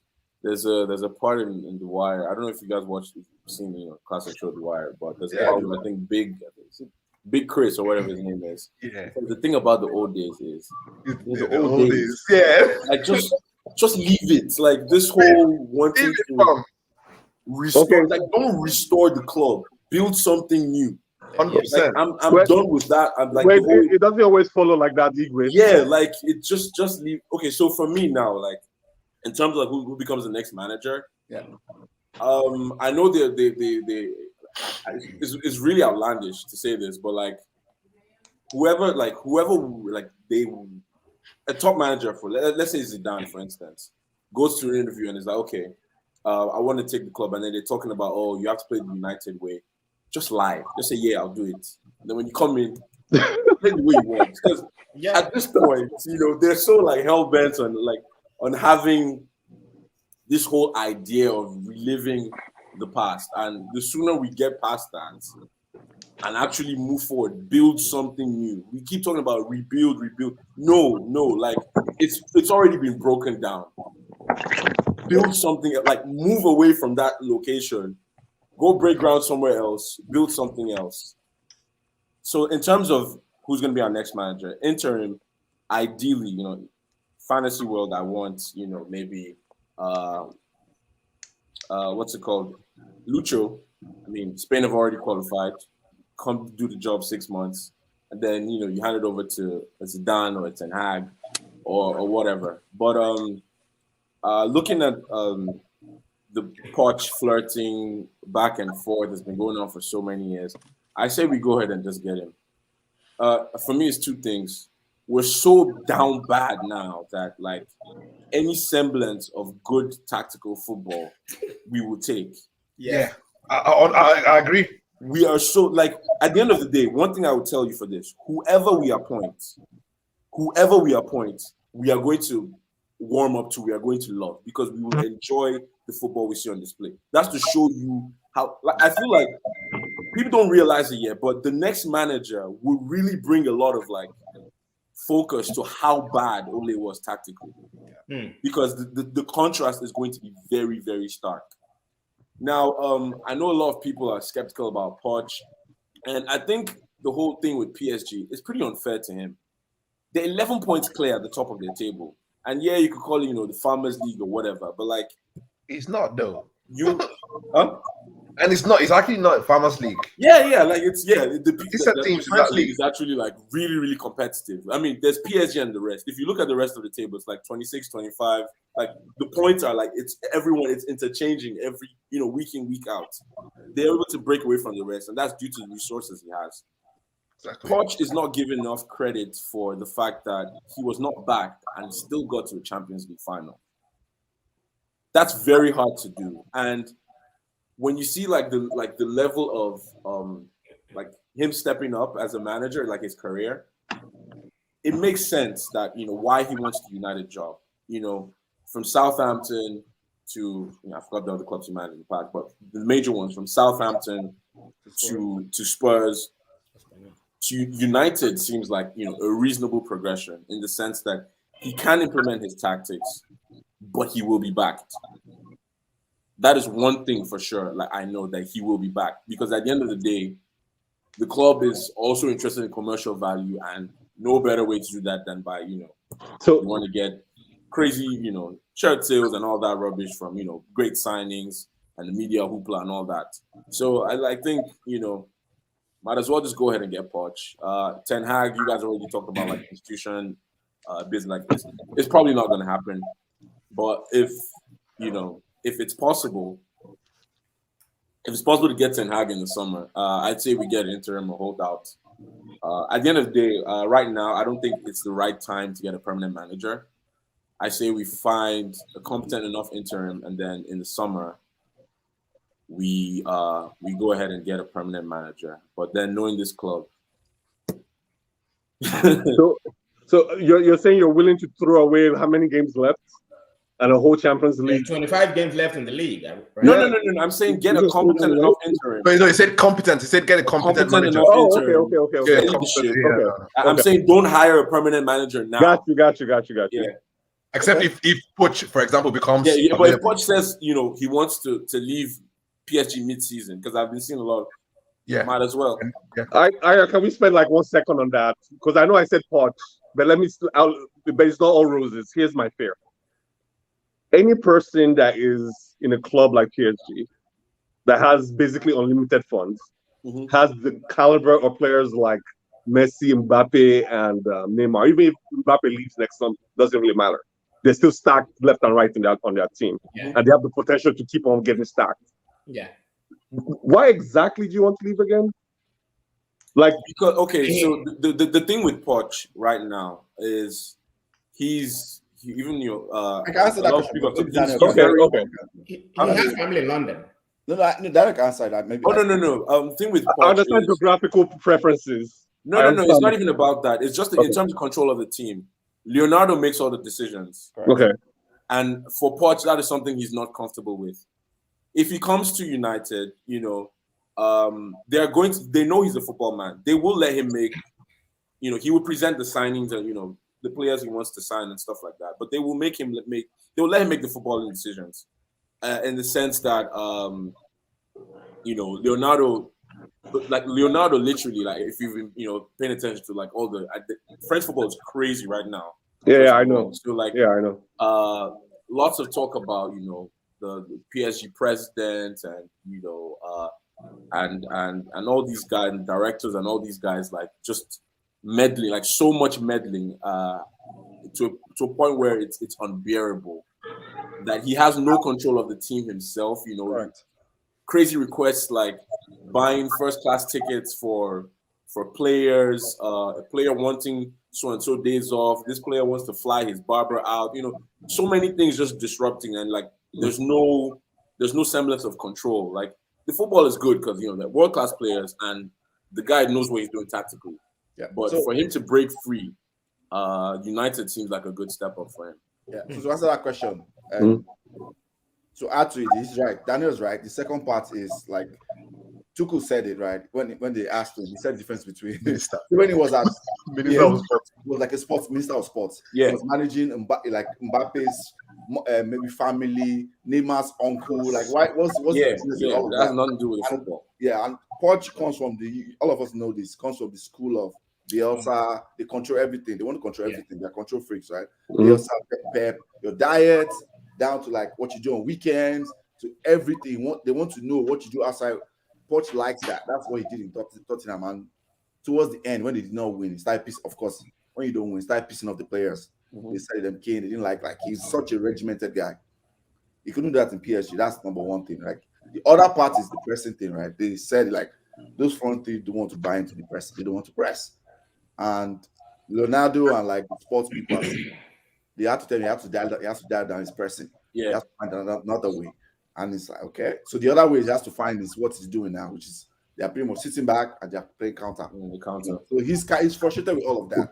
This is the very thing I'm scared of, guys. This is the very look. Let's look into a future state. Yeah, we want to be with the top teams. We want to be challenging for Champions League. Yeah, we're gonna have people that egos he has to manage. People think Pogba is, you know, they like talking about Pogba. We're gonna have way more Pogbas in the future. Players like Pogba, right? That's true. Because marketing, that's what people want. They want people they can market and bring into the team. So we're gonna have characters like that, right? We're gonna have the pressure of trying to win a Champions League. We're going to have he's going to get in where he's an insider. He's not part of the part of 92, so he has to deal with Martha or whoever's going to place him. He has to deal with Fletcher or whoever's going to place him. He's going to have the same issues as United eventually. Maybe not when he lands, but eventually in the quarterfinal he's going to have the same very issue. Going away from PSG doesn't make any sense. But I'm not sure though, because I have to think about it. And I know Chelsea and United are totally different. We know that. Yeah. Tuchel had the same issues, right? Came to Chelsea and they're flying. Like, they're younger players, they're listening to him. And I get it. We kind of have the ego people, like how is going to deal with Ronaldo? You know, that's one thing. You know? But I see your point though. I see what you mean. Yeah, but Tuchel one came, he got with the program. Like someone said before, he got with the program. Who's that? Tuchel at Chelsea. The owner met him like, I don't know, don't care about philosophy, I'll just treat you, right? So he got with the program. No, but the difference is like, at least here, you know, he doesn't have to, like he said the difference. Chelsea have a structure. I know what my job is, you know. I'm the coach, my job is coach. I am agreeing with you. Yeah. Maybe I'm not explaining correctly. In United, he has to do media things. He has to make sure give players allowance to do their little media, blah, blah, blah. You have to do all these things that happen that are not related to football. You have to go smooth with these players' families and blah. You have to deal with all the same things. I don't think we do. I don't think we do to the scale. I don't think we do to the scale of PSG. Not to the level of PSG. Not to the level of PSG. They probably get worse. Answer. Is it going to get better or worse at United? I doubt it. I doubt it. I doubt it. I think if it comes in, it probably would control it. How? Yeah. I think we have more. Sorry, carry on. No, because I mean we've been romancing with Poch for so long. Yeah. Finally land him. I think we'll let him do certain things like Daniel said. It's just my opinion, just outside looking at how it could possibly unfold. Yeah, I think we'll defer to him more. I think we'll defer to him. I think the PSG setup is just a much more. Is a much worse version of what we have at United, but just with endless. Yeah, because they have way too many resources. Is Poch bigger than Ronaldo, in your estimation? No, of course not. But I don't think Ronaldo is will be so much of a problem. Thank you. It's a professional. I think Ronaldo will be that much of a problem. Yeah. No, so what I'm trying to point us towards is Poch wants to come in an environment where he's going to tell everybody to start pressing, start eating right. Ronaldo is good on the eating right part. That's easy. Like the diet, the dietitian part, the nutrition part. Nutrition science is kind of what United is trying to delve into. The issue Ole had was that he couldn't architect a system around Ronaldo. He couldn't. He didn't have a system. I'm sorry. I don't didn't have a system because he didn't have a system. Okay, that's a different debate. Well, he couldn't architect an environment around Ronaldo. Basically, pick water carriers and hard workers. He had too many luxury players in the same squad. That's my personal opinion, right? Mm-hmm. Bruno is not like an extreme presser. But he works hard though. Sir, I think we are debating. Greenwood is not. We are debating for the. We're debating. Yeah. Okay. I feel like this goes into the next. This goes into the next segment. Yeah, I haven't said much. I think everyone has. To be honest, let's not spend too much time on this. Everyone has said what the coach. I was going to say. I don't have anyone for. I don't have any candidate for the interim. I'll just go straight to Pochettino. Ten Hag, I think, for the reasons that I've mentioned already, is a bit of a risk. So I'm going with Poch, and I also understand what Oga Kwame raised about Poch. But the reason why I think Poch will be a good coach for us is he's obviously better tactically than literally everyone, almost any coach, even Arteta. If I come to United right now, Arteta will do better than what Ole has done, in my opinion. Technically, tactically, he might lose some players, but that's another conversation. but so the main reason why I don't think that, and I think we've already touched that, is I don't think that Poch would really struggle with the egos at United. Is that he's already dealing with that at PSG, and I don't think there's any other big ego dressing room like PSG at the moment. And I don't think he has a problem with it's the hierarchy, like we've said. So I think Poch knows the Premiership. Poch knows the Premiership. So that's he's had like up to 5 or 6 years in Premiership experience.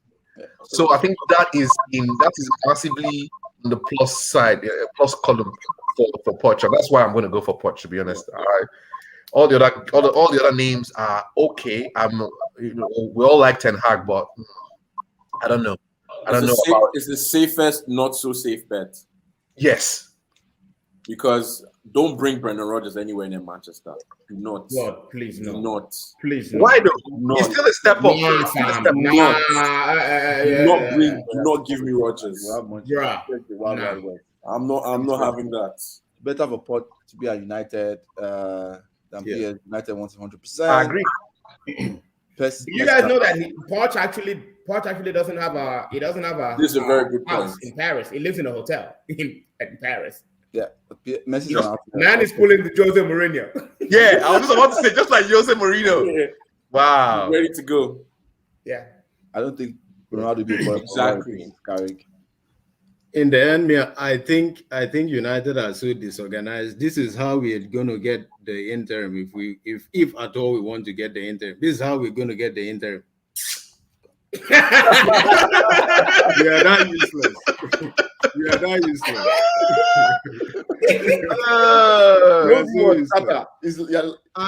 I'm not for the interim.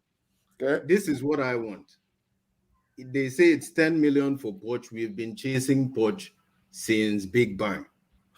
go and get Poch, right? Let Poch establish something between now and the end of the year, the end of the season. Then give him a 2-year contract. All that 5-year contract nonsense. Give Poch a 2-year contract.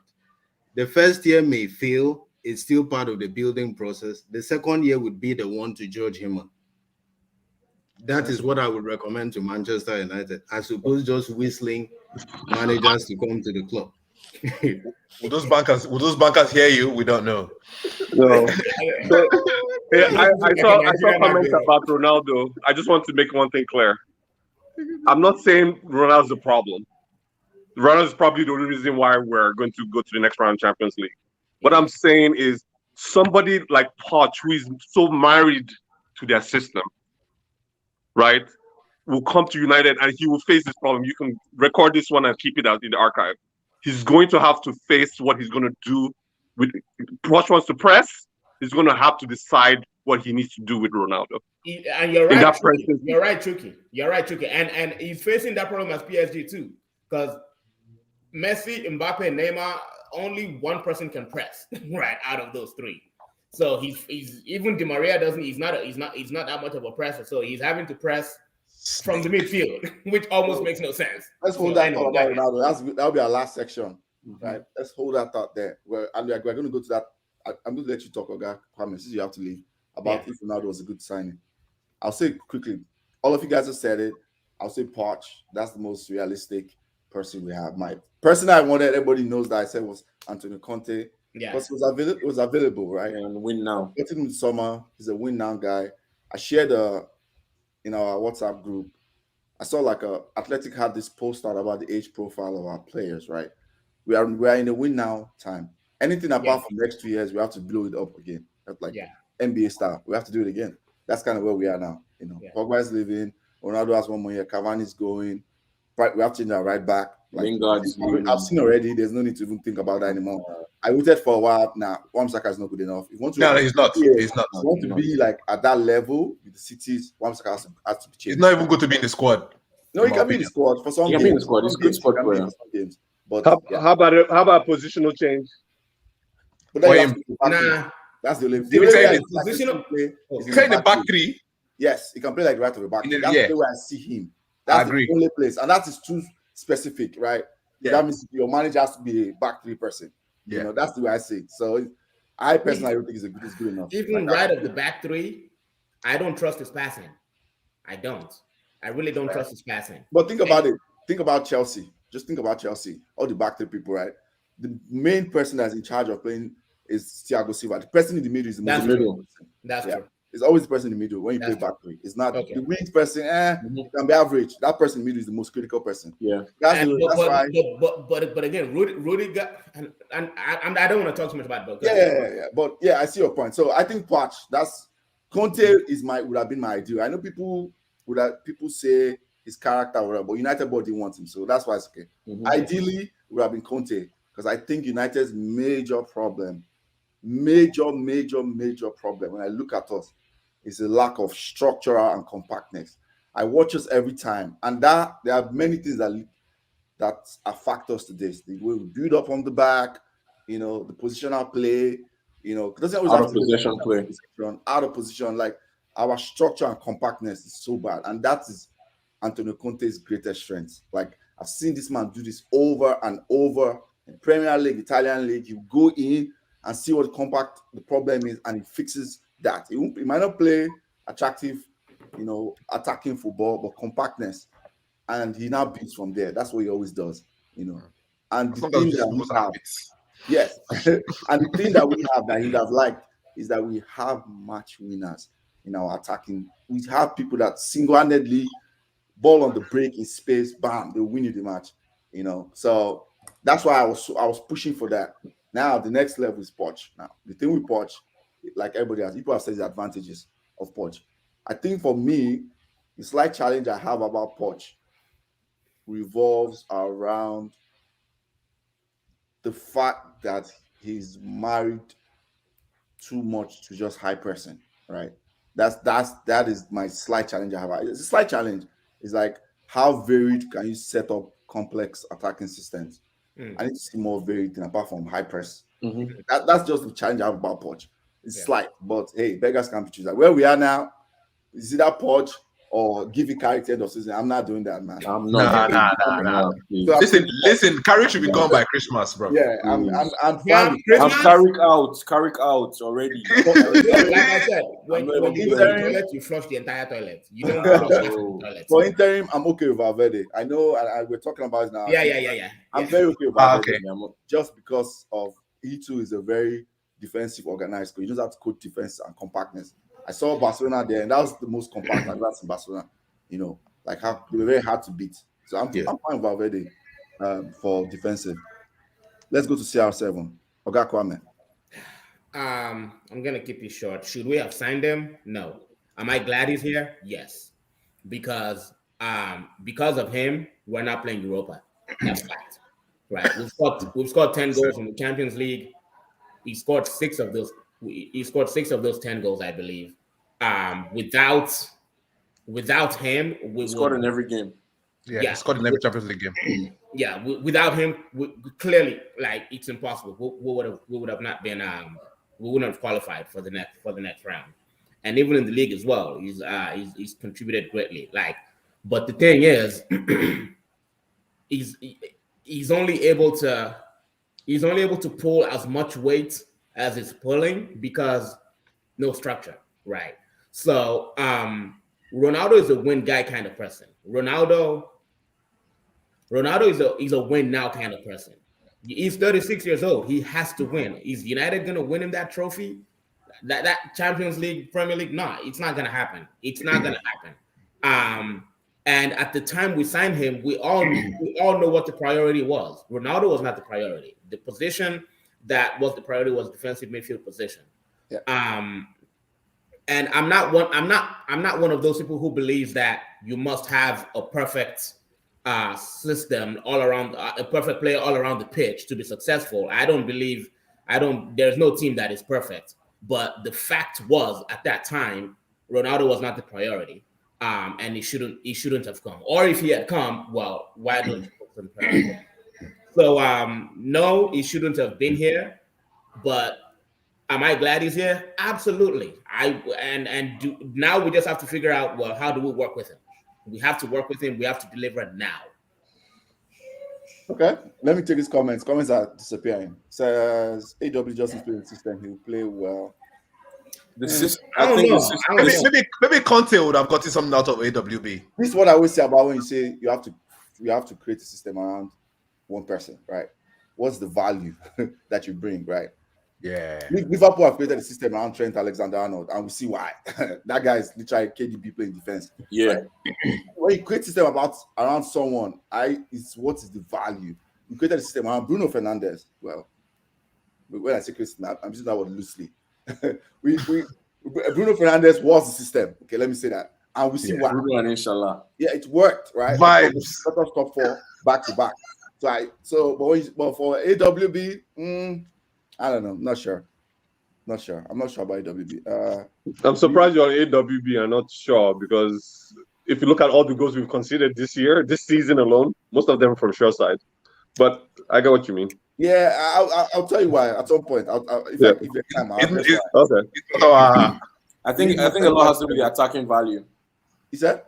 I think I'm just like, you know, saying probably for you it has to do with for you, Ayo, it has to do with the attacking value when you compare, you know, Shaw and AWB, like just in the span of time. Yeah, and when I look at it very well, I started realizing that even AWB, right, he's defensively is kind of also liability. Yeah, the fact that they're nice, but like they speak badly of your positional play. Correct. The fact that you have to make those tackles. It's more potential for a functional team back three, blah blah blah. I have no faith in our defense. Spot on. Our defensive line falls apart if it encounters a feather like Jesus. Yeah. So our defense players do match it. Coaching. It's coaching. That's coaching. Kaik is living out.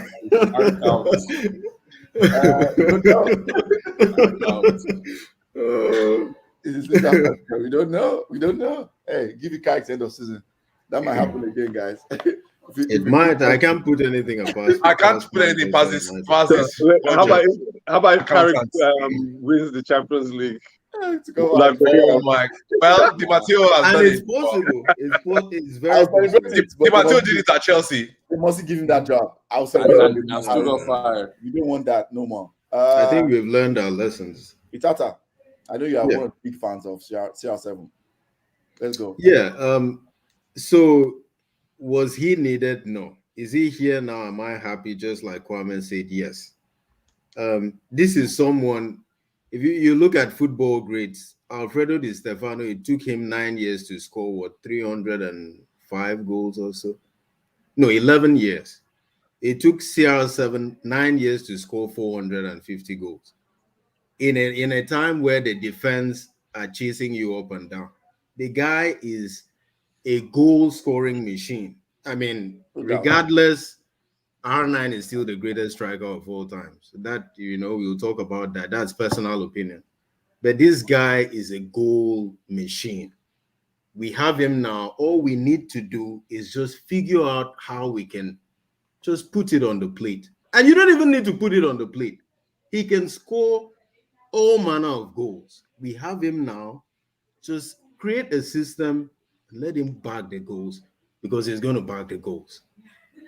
And I guarantee, even if we have a wasted half season and we have a structured full season. Sorry, my daughter. That's right. That's right. Go ahead. Hi. All right. You want to tell us about Ronaldo? Good night. Good night, Daddy. Bye. Good night. Yeah, that's the one. I like it. Yeah, so we have him now. It's just create a structure. I think any coach we bring now, that should be a priority if you want to win now. If we have any intention of winning now, we have to create a structure to make Ronaldo bag the goals. Because I guarantee, even though the first half of the season is washed, if we can structure the second half of the season, he's going to outscore everybody in the EPL. And I can put anything on it. Okay. We did not need him, but he's here now. What can we do? He's going to be with us for a year and a half. Let's make the most of it. 100%. True. Daniel. Yeah, let me just piggyback off because you already know my stance. Similar with Tata. Our war is still going on. Messi, we're still doing our. Oh, yeah, we're still counting. I hear you. I saw your guy finally got his first goal in the league. Wow. November. Well, this is pretty much December, but He has been injured. We're coming. So the whole thing on Ronaldo, just piggyback off what Tata said about getting to that second half of the season. I feel like people don't realize how much of a monster this man becomes in the spring. Second half of the season is his bread and butter. Daniel, hold on, please. Just 1 minute. Let me say something. Cristiano Ronaldo is going to play longer than Zlatan Ibrahimovic. Write it down. Yeah, he keeps himself in shape. He does, he does very well in terms of maintaining himself. In terms of him not helping our system, I'm still not buying into that. What system? Personally, there's no system. So I'm only going to have like a verdict until I actually see a coach, I actually see tactics. The whole pressing thing, Ronaldo's never been ever since his injury. He's reduced on the pressing, reduced on the skills and the tricks and the flair. And it's for me, I feel like people are focusing way too much on this thing like pressing and how you have to fit players, fits the new system and format around him and all that. And they're forgetting a lot. He's breaking a lot of myths since he joined, right? Whole thing about holding us back. Champions League position and record speaks for itself. We will not be here where we are without him, irrespective of the horrible coaching and the horrible football we've watched. Yeah, he's a goal machine and all that, but at Real and all these other, everyone Cristiano tap-ins, Cristiano penalty. How many penalties has he scored since he joined? How many? The only tapping I can remember is when Darlow spilled the ball against Newcastle and he tapped it in. Like, look at the quality of the goal against Spurs. My goodness, the assist, like the level of and this is without any structure in a team where everything is just vibes and all that. Get this guy. I feel like get this guy. Get us a coach, and then we can judge and say, okay, was this signing worth it? I mean, right now you can't even ask if it was worth it because look at our position in champion. Yeah, he was not the what's it called? He was not the target. He wasn't we didn't need him, quote unquote. But I'd be damned if I see Cristiano Ronaldo in a blue shirt playing for Man City. Okay. Yeah, I understand that sentiment, to be honest. That last bit you just said. Yeah, especially you that are local Manchester guy. Oh no, my guy, it's not going to be funny. Like, okay, that's fair. That's fair. Fair point. Ika says, imagine if CR7 went to City. That's fair. If Marshall or Rashford were the ones that got the half chance to do Ronaldo, would they have scored it? That's true. No, it's he scored goals out of nothing. The goals against Atalanta. Someone says, if I don't want, to ask you, if you don't want, send it to us. You send you when now, in fact, 20% off most of that. This is Idris. This is Idris' burner account. I'm sure it's Idris. Yeah, that's Idris, of course. The goal against Spurs. I doubt it, Suji. I doubt it, Suji. That's Manchu Just Vibes. This is Just Vibes Gaffer. Okay. Choco, right? Have you talked to him? Yep. No, you haven't yet. All right, go. Let's go. Okay. I don't think we need. So the way I answer the question is, with Ole as coach, we shouldn't have gotten him. Okay. With a coach that knows what they're doing, yes, we should get him. So with a coach that knows, because people keep saying that, oh, you shouldn't have gotten. Obviously, with a coach that knows what they were doing, we would have gotten the players that we need, like the central defensive midfielder and all of that, right? Or at least they'll know how to work with Fred to get the best out of Fred and McTominay. Because the truth of the matter is that you can still get something out of those two players. You can still coach them to say, at least marginally improve your positioning to ensure that people don't just get past you, right? They're athletes at the end of the day. I think McTominay's done, though. Yeah? I think he's done. Yeah, he's done. Okay. Anyway, that's just a side. So my point is, as with Ole as coach, I don't think we needed to get. We don't think we needed Ronaldo. I think, in fact, him getting Ronaldo is one of the major reasons why he's gone today. He's no longer coach of United, because I think that what people are forgetting is the first 3 games before Ronaldo came saw a United front that was free flowing. Like this guy, what's it called? Greenwood was already was on top form. The front guys were scoring for fun. And I think that Greenwood, for me, for example, I think that this is a season that Greenwood would have been his breakout season. Last season was decent, but I think this season was the season that he would have been like. I remember someone that said this beginning of season. I won't say too much. Just go ahead. I remember when I said this. Yeah, I think that this is the season that Greenwood would have just become like an elite, like you would have broken into that status where they start calling his name in the same sentence. Not quite, but like they start saying, "Wow." You start being in certain conversations, in my opinion. Like breakout, double-digit breakout Premiership season, yeah. Exactly, and that's why I don't completely agree that without Ronaldo, we'll probably be where we are as Champions League. We honestly don't know. We don't know how the team would have fared. We don't know. I think he has taken a little bit. He has sucked a bit of the air out, and that's down to Ole. Ole hasn't managed that integration well because, first of all, there was no system that he was slotting in, right? So I think all of that just made a really bad situation much worse. Yeah. So yeah, for Ole, no. If we had a Conte or we had a coach that knows exactly what we're doing, a system that was already on ground, hell yes. No way I'll let Ronaldo go to City. No chance. So yeah, that's my answer. Okay. Mr. Daily Mank, Chucky, let's go.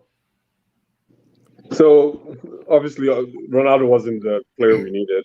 We needed a defensive midfielder. A competent club would have got that done. and then maybe consider Ronaldo, and maybe ask him to chill where he is or come get you later, whatever the case might be. But like I said, and I keep my hammer on it, the club is very commercial centric. There's a storyline there, so the storyline obviously is heavier, carries more weight than the actual, absolutely, the actual football actuality. And football actuality that he didn't fit, still don't fit. Am I happy he's here? Absolutely happy he's here with our team. You know, it would have not sat well with me to see him in a powder blue shirt. I do disagree with some. We've discussed about Ronaldo like offline, like, you know, just on Twitter and stuff like that. And most people agree that he's a conundrum for any manager. Tactically, the modern football team defends from the front. Simple, right? Ayo is totally correct. Being compact is a big thing. It's fundamental key thing, principal thing. But the modern football team, they defend from the front.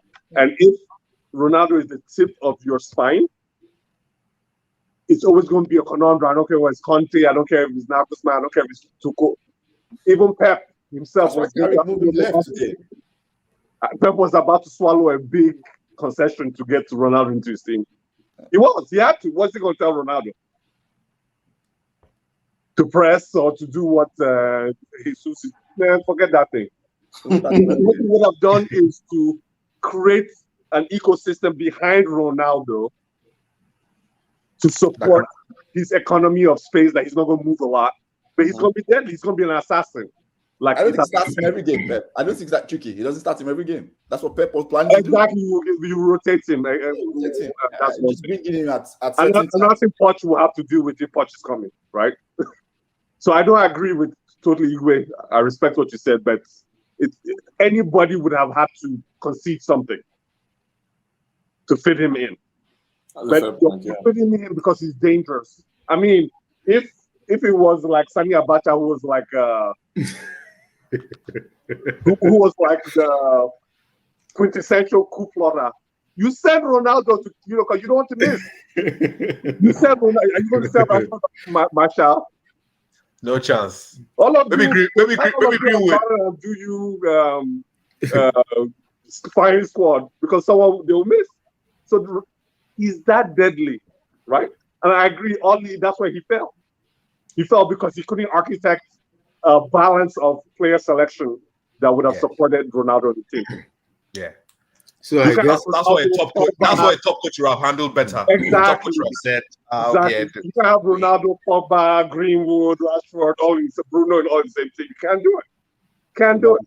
So essentially, you're still saying the same thing, that Ronaldo is here, create the ecosystem. I think that's the same thing that exactly. Saying. He's here now.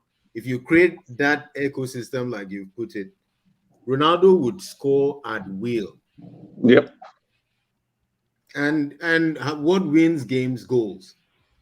I don't have regrets at this point. I just want us. No. If we have a year, this is not a regret question. Let me say it's the same thing. It's the same thing when Pogba came. Is you have a player that doesn't quite fit, but this player is an athlete. This player is probably the best at what they're specialists at. Figure a way to shroud this player and make them fit. And that it didn't happen for Mo. It didn't really happen for Oli. Oli tried the best, I would say, of Pogba's. But I think he overindulged Pogba as he overindulged Ronaldo. Right? You need to do something systematically to make that player work.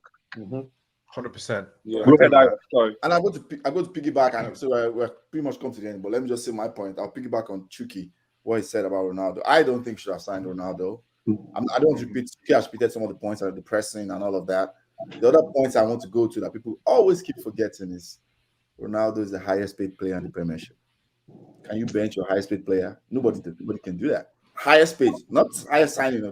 These are two different things. Is it your money? It is though. No, but it is his money. He pays for subscription. I pay for subscription. I collect indirect Manchester United. I do. Yeah. But we know, honestly, if it Let is me coming land. out of the Glazers, Don't let the angle go. There's an angle I'm coming to. There's an angle. Okay. You made a great point when you talked about where we are, right? People need to start thinking we are the model of our club, right? The Glazers. This is the Disneyland, right? This is the Glazers. And our resources are very limited. We are very rich, but our resources is spending are limited, and we spend it wrongly most times, right? So we need to start spending wisely. When you budgeted 50 million in 2 years to Ronaldo, your wage bill is the highest paid player in the whole league to Ronaldo. You have created a problem there where one, you cannot bench him. You cannot bench your highest paid player. That's impossible. That's the first mistake you've made there, right there. And you now have to create a system that works. So this is what I'm going to go to. That a lot of people have forgotten. Allegri. Towards the end of Allegri, I think, struggled to create a system for him. Mauricio Sarri, tactician, struggled to create a system for him. They won, but towards the end, they were struggling. It was moving him to the left, moving him to the right. They were struggling. It was benching him some games towards the end of Sarri. What's the guy that they are coaching? That's all equivalent. What's his name? The guy that's Pirlo. They almost didn't make top 4. Struggled to create. The point I'm trying to make that all these are guys that at least they know. I'm pretty sure they know more than me, right? For example, and most of us are casual observers, and all of them are struggling to create system for the same man. So that means, like Chucky said, it's going to be a conundrum, and that's why someone like Pep, when he was thinking, I'm sure Pep was already thinking, okay, this guy is going to be coming off the bench in some games. Like United when they started bidding war, that's why they pulled out straight away. Like, oh, this was a guy I just want. Some games, the big games, they are very tight against the Liverpools, Champions League semi-final. I need my deadly guy, like one chance, one goal. Plan B. Exactly. But we got somebody that should be a plan B in modern football. We've got him to come and be a plan A.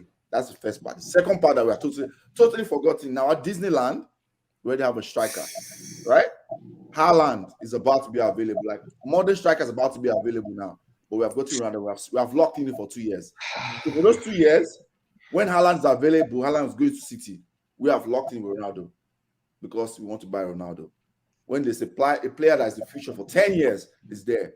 So that's deviated from everything we said we were. We are young, attacking. That's a very good point. We deviated from everything we were selling to everybody that we were. The third part is Cavani. Cavani was in the picture already. We've told Cavani, stay. You can't have too many strikers, but guess what? It's not 1999. Put somebody that's saying, we have 4 strikers. This is 1999, please. Stop telling somebody I was working 1999, 2021, right? Nobody's doing that anymore. But then Cavani is now there. Cavani had less playing time. I know he has been injured, but his minutes has been curtailed, like significantly. And he's just there looking like, okay, what's going on? And when he comes on, they're trying to play him as a 4-4-2. They're running in the same neighborhood. Like, what's going on? Those are all the things I think people forget. Well, him and Ronaldo did one real good combination. I can't remember what it was. Correct, yeah. But like, just that he said one real good combination. We are 8. But how they play together, though? They played together, what, twice? Yeah, I know, but I'm just saying we are 8. Like, I was totally against Ronaldo signing for those 2 reasons, just because, and I'm still against it. And I know he score goals. He will always score goals. It's Ronaldo. But the way Ronaldo scores goals is like, it takes out from every other person. This always happens. It happened in Juve. Every other person is on 2 goals, 3 goals. Ronaldo be on 20-something goals. This is what always happens. It always happens. So we're now at the point now where now like, guess what happens? God forbid Ronaldo gets injured. We are screwed because we have structured our whole system to fit Ronaldo. Ronaldo goes out for like a month. We now have to start going back to what was supposed to be plan A. What were we doing before? It's similar to when we played before he came, when we played without Bruno. Yeah, but the thing that we don't, how long ago did we do? We did it a long time ago. Now we have to start figuring out how that works again. So I think having someone like Ronaldo in this modern time becomes everything you do has to be structured around him. Mm-hmm. That's in modern football. Yeah. If we were supposed to kick out to the next level, right, which is what challenge for Champions League and the Premier League, that's not good enough. I personally don't think. In this modern, like where football is right now, what we are seeing from Chelsea, Liverpool, and Manchester City, It will always be good for top four. I mean, right now it doesn't look like it's good for top four, but normally it will be good for top four. It will never be good enough to take us that peak in modern football. There's just too many. There are too many flaws you have to do So, to make Ronaldo work. I don't think any of your points are arguable. But what realistically, let's leave theoretical. What would the club should have done? What would they have done with what was handed to them? Would they have said, okay, Mendes? And I think no one's talked about Mendes. They wanted to do that and get that Mendes relationship back strong, which I think now he's now seeing his power swell. If everything we're reading, like Athletic and all these places are correct, Mendes' power is like swelling in United, and it's kind of what they invited. They wanted that, right? Versus what's Pogba's agent's name again? Raiola. Yeah, Raiola. They want his to recede, and they want people like Mendes as well. What would have United done? Essentially, power. I'm United. If honestly, if I'm Manchester United, like when that Ronaldo offer is coming, right? I'm Ole. I'm the board. I'm using that. Okay, if we can afford this money, if I'm Ole, because clearly Ole's values you got it so highly. Because he made the call. I mean, the article was in Athletic. He's not made the call to Woodward. If I'm Ole, I'm using that and saying, if we have this money available that's just for this person, we need to get a defensive midfielder. If he backs himself and say this 50 million that's available or whatever, let's go and get a defensive midfielder. Ronaldo is Ronaldo. If he wants to go to City, that's fine. We are Manchester United. We are bigger than Man City. This is our direction. I trust this direction. Back me. Let's go. We are going to get a proper title challenge if we do this. But we did not. We went to that. Okay, let's just get Ronaldo. Because Solskjaer was of the opinion that more goals. You can act like Ronaldo is a clinical star. Let's just get more goals in the team. But to be fair to Solskjaer, Ole is the same person that wanted Bellingham, wanted Haaland, wanted Sancho. So he has a good instinct of people he wants, whether he knows how to use them to different things. Correct. I think this was more of a case Ronaldo wanted to come to United. Hey, I know he did. He wanted to. Because he wanted to come to when United. He comes here. As far as Fergie's United, don't worry about Ole. As far as Fergie was United, whether Ole wanted it or not, Ronaldo would have made his way to United. I believe so. I don't know. I don't think so. Yeah, I think it's. I think it's a. If he did not want him, because they came out like. So how do you explain Van der Beek? How do you explain Van der Beek? Yeah, he sanctioned the signing, huh? Sanction is sanction. Obviously, they say Ole here, sign here. But did he want Van der Beek? I don't think he did. I don't think he did. Yeah, it's not his player. Yeah, and the swiftness at which that deal happened was also suspect to me. Yeah. I don't think he did. It was a Edwin van der Sar to the top guys kind of. We have this guy. You have him. Yeah, I know he sanctioned it too. I know he sanctioned it. Correct. I'm not excusing him from the responsibility. Yeah. There were so many signings that were like that we've done over the years with other coaches. But I think Disneyland wanted Ronaldo, and if Disneyland wanted Ronaldo, I agree with Chucky there actually. Whether Ole wanted him or not wasn't going to matter, because when you look at the calls Alex made, Evra, all those. This is my personal opinion, right? Mm-hmm. When I see the flow of chain of communication from that article, I honestly think they needed Solskjaer to sanction it. If Solskjaer doesn't sanction that sign doesn't happen. They needed it in a way as window dressing, that you're the front man, you're the face of the. We need you to say yes, kind of thing. And Ole is a yes guy. Ole is a yes man. So I think that's what happened. I think he was like, okay, we all want him. He's not a bad fit. That's why where we are, guys. I have to come to the end. I have to run like now. All right. So, come to the end. This was fun. For everyone to comment, Brandon, Soji, Siamara, Idris, Yinka. Thanks for all the comments. Chuki, as always, it's good to have you again. Hopefully we have a more. Well, not hopefully. My look up from here. We have a better season. Maybe we win something. Carry out. I don't want him there by Christmas, please. Not one trophy, any trophy. Just leave something. Yeah. Please, spoon, just leave something. Anything. Daniel. Yep. You guys, thanks for coming. Everyone. Yes, bro. And everyone have a happy Thanksgiving as well. Happy Thanksgiving, guys.